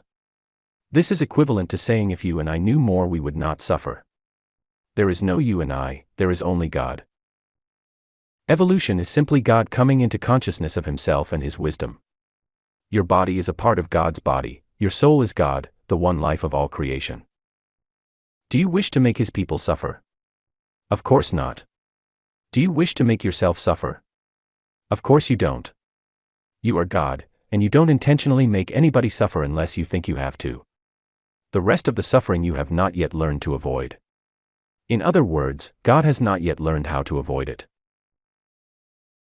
But evolution still evolutes, and sighing and sorrow are already fleeing before the dawn of wisdom coming to itself. God is learning how to enjoy himself in the flesh, in your flesh and mine. What is flesh? It is mind. God is learning to enjoy himself in his own mind, which is your flesh and mine. He keeps on thinking through you and me until his statements of belief, his flesh body, bring only joy to all creation and uncreation. Why did he make the 10 Commandments? Why do you lay down laws unto yourself? Because you catch glimpses of higher things than you have yet experienced, and you lay down laws which you mean to live up to. But you don't always live up to those laws, do you? Why? Because your body is an organization of intelligent cells, each of which has a will of its own. You catch a glimpse of the truth that love is the greatest thing in the world, you lay down a commandment, thou shalt not be impatient or angry. Before a day has passed you catch yourself breaking your commandment, you forgot. In other words, the most intelligent cells in your body recognized a beautiful truth and promulgated a new commandment for all the cells to live by. But the less intelligent cells, being still unconvinced of that beautiful truth, and being in a great majority, you did their will, you got mad. Now God recognized through Moses most beautiful truths, and laid down laws to govern those who were as yet not intelligent enough to recognize the truths for themselves. For thousands of years God tried through these laws to make all the people see these truths. Thus his people evolute, a little. The God in Jesus caught a glimpse of still higher truth and laid down another law, that ye love one another. And still, after 2,000 years of that law, the people do not all see it, and very few of them obey. A Moses or a Jesus recognizes truth so much greater than can be sensed by the common run of people, that it takes thousands of years of reiteration of that truth to make even a majority of the common run of people see it. It takes centuries of evolution really to convert the world to an ideal conceived by a Jesus. It takes you years of reiteration of your ideal, and constant effort toward living up to it, before you can really convert your body to that ideal. In other words, God glimpses in Moses or Jesus a beautiful ideal of himself, but it takes him thousands and thousands of years to work out that ideal, to evolute all people to the stage of wisdom and loving kindness. It is God's effort to work out his ideals, which causes all suffering. This means that it is your effort to work out your ideals, which causes all your suffering. An ideal impels change, the established order, in the whole or a part, resents and resists change, hence the pain. The spirit is willing but the flesh is established and refuses to change. It was this Jesus had in mind when he said, "Resist not evil." The established order, the flesh, resists change because it is too short-sighted to see that the change is good. Because we are not yet convinced that all is good and every change tends to greater good, we fight the change, more or less wholeheartedly. We have within us the same high ideals, the same backslidings and wars, revolutions and evolutions, the same joys and sorrows, that the children of Israel had, that the universe at large has had and is having. All history is the history of your own thoughts. Man is an infinite little cosmos. Just as in history ignorance has warred against the ideal and yet in the fullness of time the ideal has had its way, so in yourself ignorance wars against the ideal and may for a time seem to win, but eventually the ideal has its way. A man in his ignorance may yield to temptation, but the results will take away the very temptation itself. When a child's fingers are well scorched it loses all desire to play with the fire. There is no such thing as ruining our lives forever. Every soul has all eternity in which to learn to live. Every soul is God, omnipresent, omniscient, or omnipotent in potentiality. And all eternity is its school term, all space its school ground. Death is simply a promotion ceremony, peculiar to the kindergarten classes. A ruined life is no more than a ruined problem on Tommy's slate. It is wiped off to give Tommy, who has been learning by his mistakes, a chance to do a better sum. Be still and know that God and you are one, and all things shall be made plain. 20. How to reach heaven. The subjective or emotional self is the best of servants but the worst of masters. All the evil in the world results from transposing authority from objective to subjective, from letting emotion run away with conscience and reason. All unpleasant reactions are due to the waste of energy which results from this transposition of authority. The emotional or subjective self is the storehouse of personal power, the objective self is the director of that power. Happy results come from intelligent use of power. To give unbridled rein to the emotional self is like turning on the power of an automobile and then lying back and laughing, or weeping, whilst the auto runs its pace and kills or maims what comes in its way. The loud, hysterical giggle betrays that emotion is running away with the directing power, and that personal power is ebbing below the point of safety. And the waste of power, the letting loose of more emotion than the occasion really calls for, is bound to produce its after effects of depression. Depression of this sort is due to depletion of emotional energy, and disappears as the system recuperates, as more energy is stored. Nearly all blues are caused by such reaction. Energy is wasted in mental or physical agitation due to anger or fretting, or righteous indignation, or excess of sympathy, or having a good time, and then we wonder why we are so blue. We go off and have a good cry, which relaxes us, fall asleep after it, and wake up without the blues, and wonder why. More energy has been generated, that is all. The secret of real enjoyment, of the kind from which there is no unpleasant reaction, lies in perfect control of the emotional nature, in so conserving your emotional power that it shall never be depleted beyond a certain definite point of poise, the point where there is plenty and well-controlled reserve. When one first begins to find and maintain this state of poise he feels that he can never have a good time again, that he must repress all the fun and be glum and steady. But this is a mistaken idea, which will disappear as he gains control. There are heights and depths and breadths of fun and joy which can never be touched except by the poised, controlled person. It takes emotional energy to enjoy, and the greater the store of energy the deeper the enjoyment, and the less of it is wasted in boisterous movements and noises.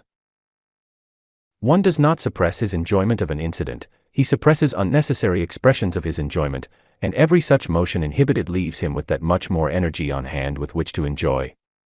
In proportion as he ceases to slop his emotional power in loud laughs and unnecessary movements he deepens his power of enjoyment.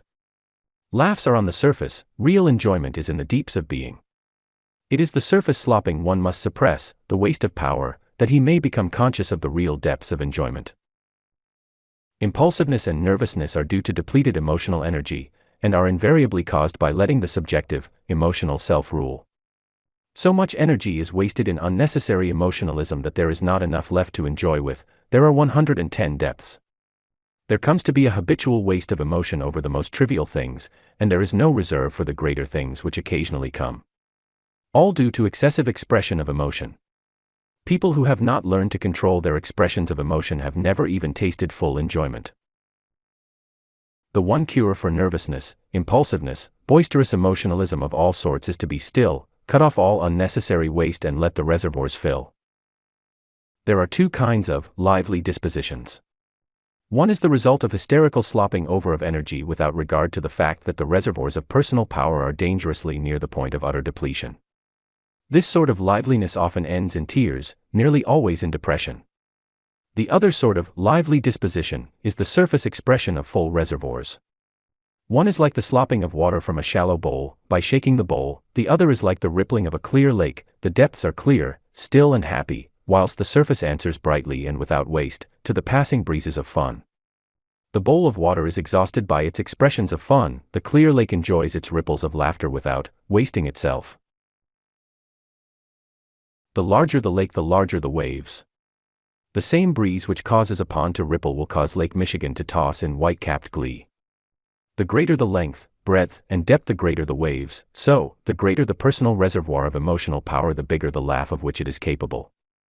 The loud laugh sometimes betrays the vacant mind and reservoirs, sometimes it betrays wide and deep and full ones, and by its ring the hearer can tell which. Who has not rippled in response to the musical, full, contagious loud laugh? And cringed at the sharp, hysterical loud laugh. The musical laugh, loud or soft, invariably indicates well-stored reservoirs of emotional power and real enjoyment. The shrill unmusical laugh, the nervous laugh, loud or soft, invariably means nervous or emotional depletion, shallow reservoirs, and shallow enjoyment or none at all. Musical and unmusical speaking voices are other indications of these states of personal power.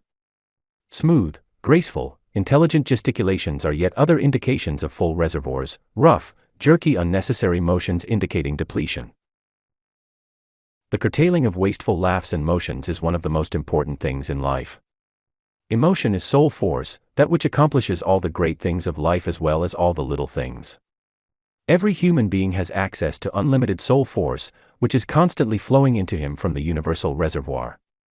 But if he uses it as fast as it flows in, uses it in overdoing the small and least necessary things of life, he has no power for the greater things every soul longs to do. How much power would the world get from the Niagara River if it were not for the great natural dam and reserve power at the falls? If you would do the great things, you must see that your energy is not wasted in a steady stream of little things. Every movement, every thought, uses a definite amount of emotional energy. Every inhibition of a movement or thought stream permits the higher rising of your reservoir, just as every stone added to a dam increases the reservoir and power behind it. There are enough good things to do and think in this beautiful world without dissipating our power in thoughtless activities, such as tapping our feet or fingers, rocking to and fro, giggling shrilly, and so on. Yes, we learn to do things by doing them, but do we want to do these useless things? Of course not. They are wasteful, unbeautiful. And we can learn to stop them by stopping them, and have so much deeper power with which to do the useful, beautiful things. A half hour a day used in simply being still, will add almost incredibly to the depth of our reservoirs. And every time we remember to inhibit an unnecessary rock or tap or fidget, we add another depth to our power. This is all easily proved by a little practice. Our energy is soul power, which is also wisdom. As our energy deepens, our wisdom deepens also, and our sense of humor deepens. Soul power is love and wisdom, the one and only substance of which the individual is an inlet, a small or large inlet according as he lets the energy run out fast, or conserves it for large uses, according as he lets it run, or dams it for personal use. There is plenty of soul power for everything, yes. But it takes time to build a dam, and the man who lets loose his whole Niagara Falls of emotion upon trivial occasions will have to spend most of his time in patching his dam. And the man who dribbles all his power in thoughtless and useless acts has no power behind his Niagara. Do you see that self-control is the key of heaven? And the time to use it is now, the place here. Earth is crammed with heaven, waiting to be conserved to individual uses. Love, power, wisdom is flowing through you into expression. Don't let it flow too fast, don't waste it in thoughtless, foolish expression. Cut off the wastes, use the power in wise directions, and let the tide rise within you. Thus shall you come to the great things you would do, and behold, within you shall be the power to do them with joy, and there shall be no aftermath of depression. This is heaven, the highest heaven for the deepest soul. And the door is open for everybody. Vital energy is soul energy, love, power, and wisdom mixed, L2W2. The body is a generator of vital or soul energy. Heaven and hell are states of bodily being. The body full of vital or soul energy, L2W2, experiences heaven. The body depleted of its soul energy lives in hell, carried there by riotous living, by wasting its vital or soul energy. I know I am august. I do not trouble my spirit to vindicate itself or be understood. I see that the elementary laws never apologize. I reckon I behave no prouder than the level I plant my house by, after all. I exist as I am, that is enough. If no other in the world be aware, I sit content.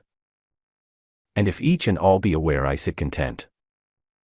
One world is aware and by far the larger to me, and that is myself. And whether I come to my own today or in 10,000 or 10 million years, I can cheerfully take it now, or with equal cheerfulness I can wait. My foothold is tenant and mortised in granite. I laugh at what you call dissolution. And I know the amplitude of time. Walt Whitman. 21. A look at heredity.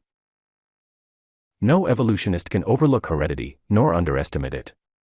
He believes that every generation comes in on the shoulders of its predecessors, and he fully appreciates the value of good predecessors. The world's pride of ancestry is not so foolish as it might appear. The more intelligence and culture my forebears had, the greater my possibilities. There are no breaks in the law of growth or evolution or heredity, though the casual observer often fancies there are. Every human being comes into the world as an acme of things accomplished by his ancestors, and he is an encloser of things to be accomplished by himself and his progenitors. But who are my ancestors? Let me tell you that Ralph Waldo Emerson and Jesus of Nazareth are more directly my ancestors than many of those whom the world calls my great-grandfathers. There is a spiritual and mental kinship through which we inherit.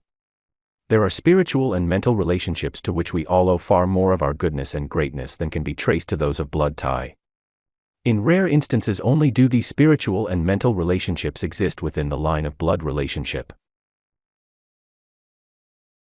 The world does well to be proud of its ancestry, but it does better when it appreciates its spiritual ancestry. Think you that the poor little waif owes a larger inheritance to the woman who bore it and deserted it, than to the foster parents who nurtured it in love and wisdom? Our blood relations are not the only relations from whom we inherit, neither when we are born do we cease to inherit. There is one Father of us all, and the oft-repeated statement that we are all brothers and sisters is no fanciful one. The fatherhood of God and brotherhood of men is fact, and the man who thinks he is limited by the ignorance of his blood relations is himself an ignoramus. If his blood relations are not to his liking, let him draw a new inheritance from the world's greatest and best. They, too, are his ancestors. And mark this, not only does the son inherit from his fathers of blood or spirit tie, but many a father inherits from the son that which the son has gained from other sources than those of blood relationship. Inheritance by blood tie is not a stream, the outlet of which can rise no higher than its source. It is a sort of hydraulic ram through which life may be coaxed to almost any height of culture and refinement. I have heard it said that culture is the soul of knowledge, the essence of right living, inherited from our ancestors. Where did they get it?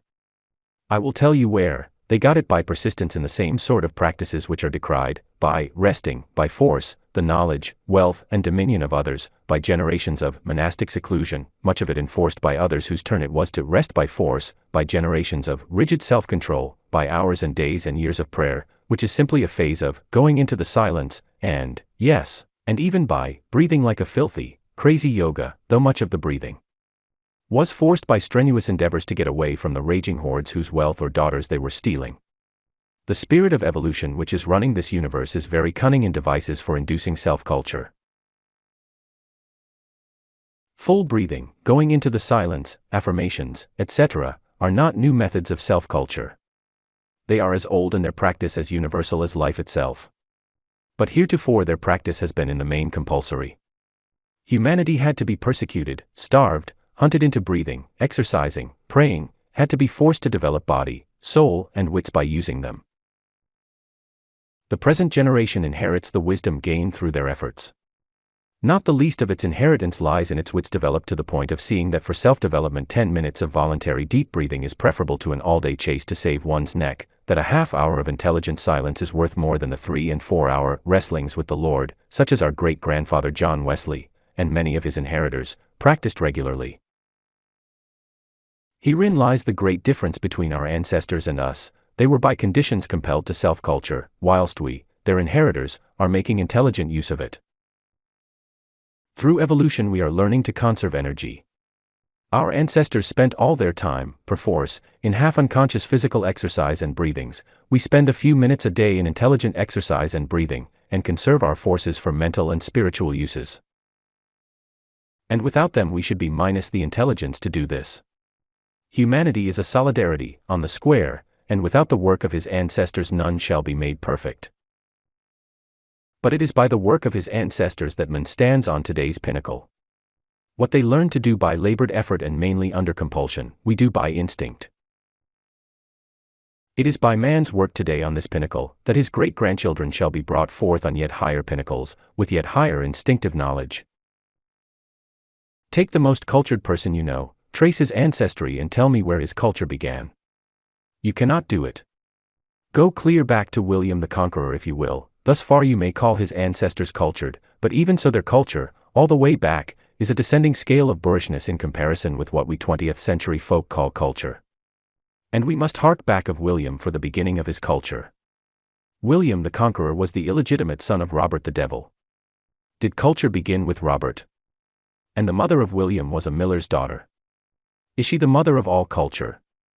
Robert the Devil was the third Earl of Normandy, which means that his grandfather was an ordinary everyday scrub who probably murdered somebody particularly obnoxious to the king and was rewarded with an earldom. Did he bequeath the soul of knowledge, the essence of right living, to William the Conqueror and his exclusive progeny? If so, where did he get it?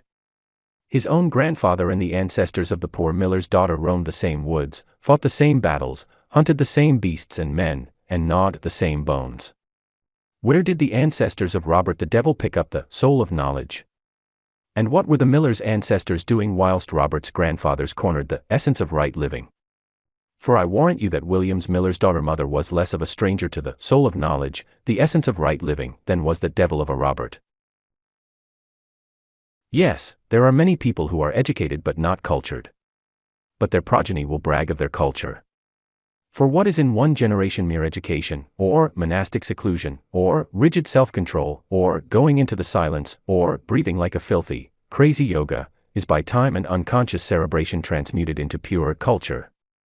And if any of us lack culture you may depend upon it our ancestors, by blood and spirit, are numbered among those who failed to wrest by force the very things decried as uncultured.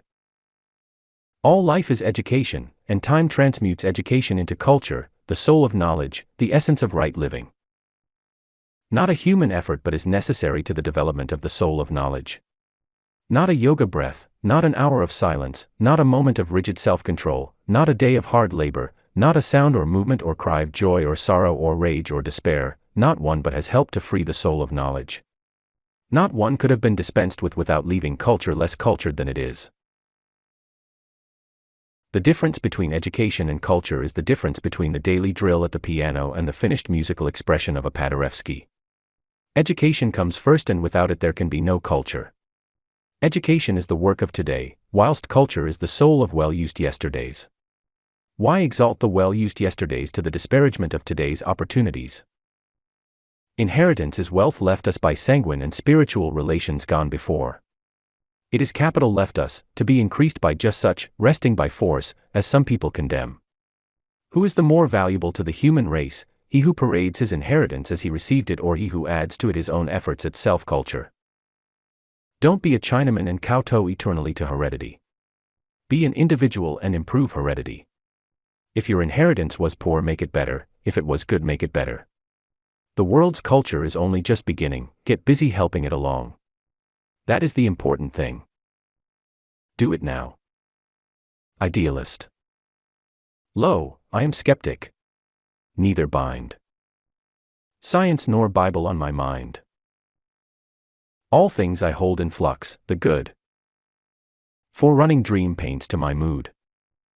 The sweet ideal is more to me than any man's philosophy. The books no man may surely know. Science is changeful, doubtful, so. Doubter, my faith is more than most.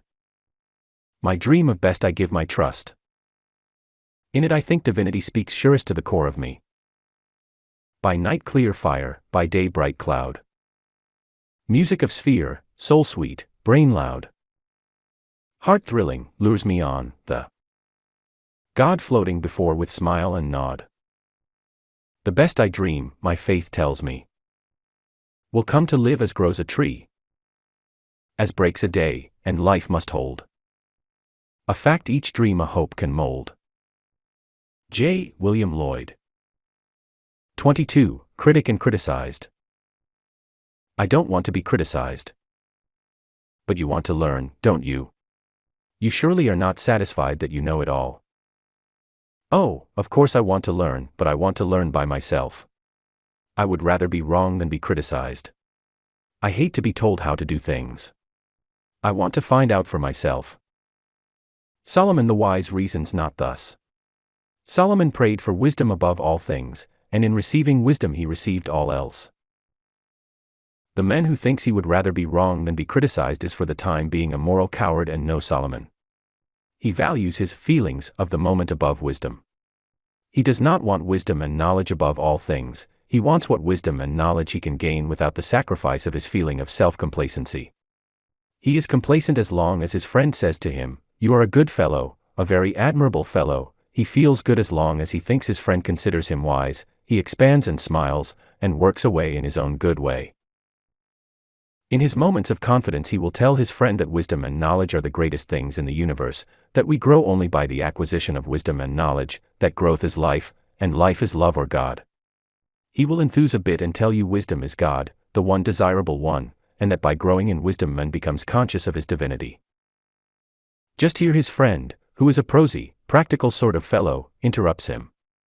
"See here, Smith," he says, "you are not running this branch of your business quite right.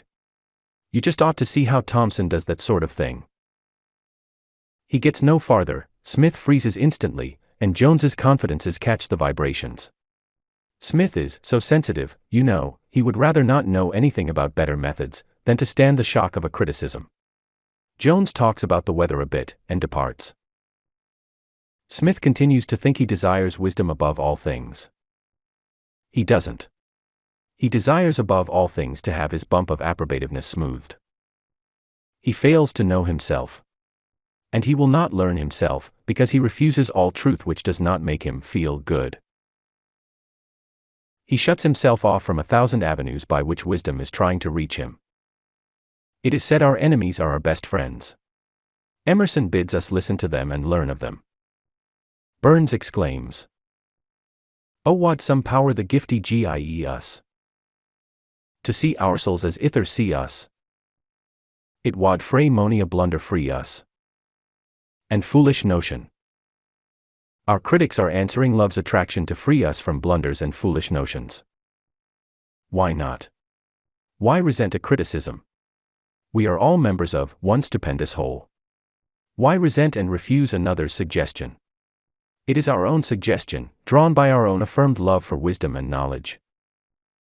We don't understand ourselves, we don't trust our surroundings. We say we want wisdom above all things, we want to understand. In our heart of hearts we do love wisdom above all things, therefore we attract it through all avenues. It is our soul's love for wisdom and knowledge which attracts to us the criticisms of friend and foe. If we really believe that we attract what we receive, that our own comes to us, that all things are working together to gratify our soul's desires, if we really believed all this we would meet criticism in a friendly spirit, with senses alert to find the kernel of wisdom it is bringing us. To resent a criticism is to resend, to send away, a bit of knowledge your soul has been praying for. All because your bump of approbativeness has an abnormal appetite for prophecies of smooth things. But to resend a criticism is not to get rid of it. It comes back to you over and over, and perhaps every time in a little ruder form. If you speak softly to a friend and he fails to hear, you repeat in a louder tone. If he is very deaf you holler, and perhaps touch his shoulder to gain his attention. All creation is alive, and pursues the same tactics. When you resent, resend, a criticism, creation sends it back at you a little more emphatically. If you still resent it, creation puts still more force into repeated sendings.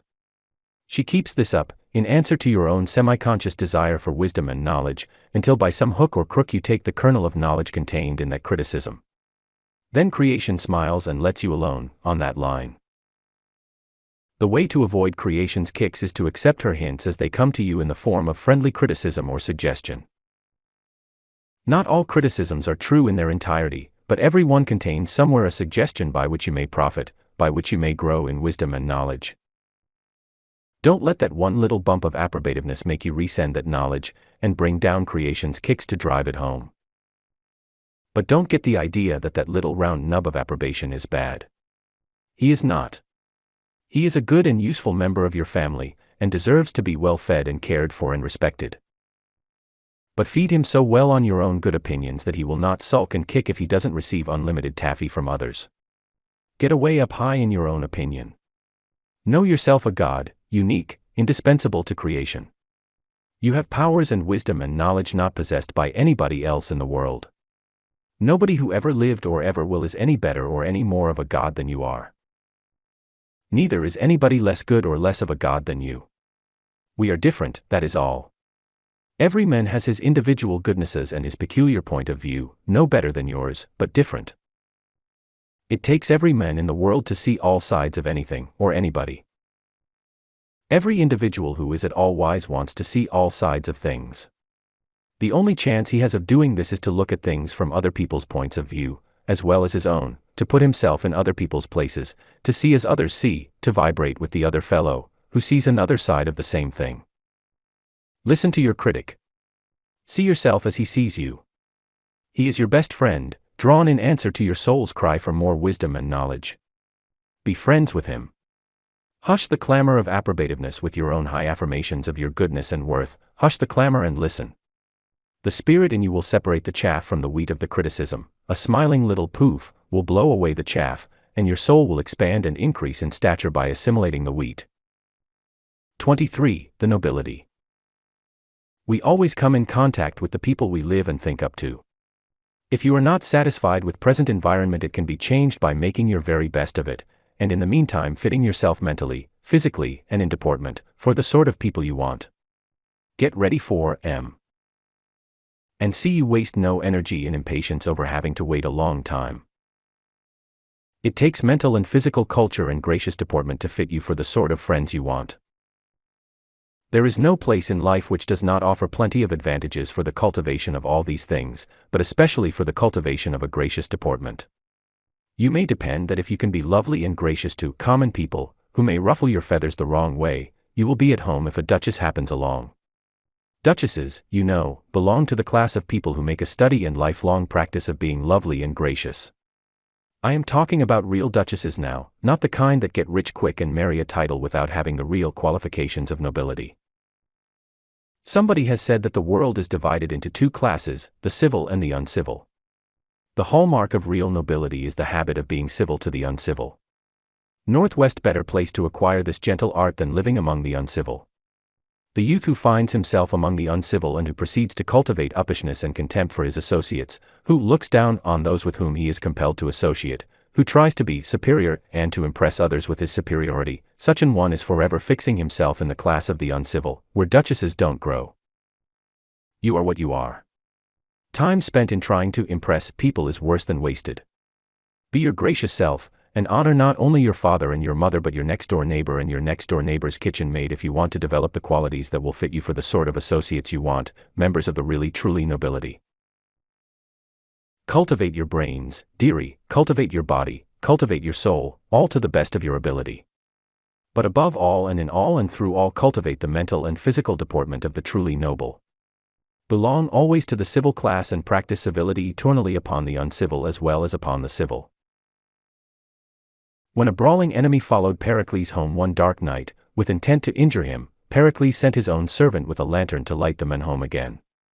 Pericles did not descend from his own class to pay his uncivil enemy in his own coin.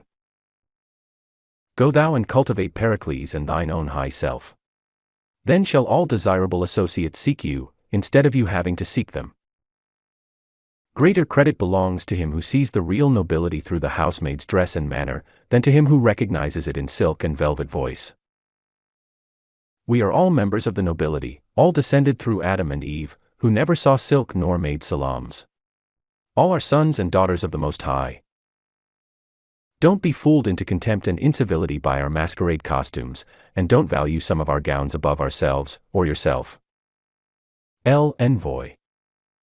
When Earth's last picture is painted, and the tubes are twisted and dried. When the oldest colors have faded, and the youngest critic has died, we shall rest, and, faith, we shall need it. Lie down for an aeon or two, till the Master of all good workmen shall set us to work anew. And those that were good shall be happy. They shall sit in a golden chair. They shall splash at a 10-league canvas with brushes of comet's hair. They shall find real saints to draw from, Magdalene, Peter, and Paul. They shall work for an age at a sitting, and never get tired at all.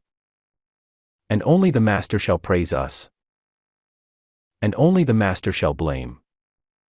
And no one shall work for money, and no one shall work for fame, but each for the joy of the working, and each in his separate star shall draw the thing as he sees it, for the God of things as they are. Rudyard Kipling.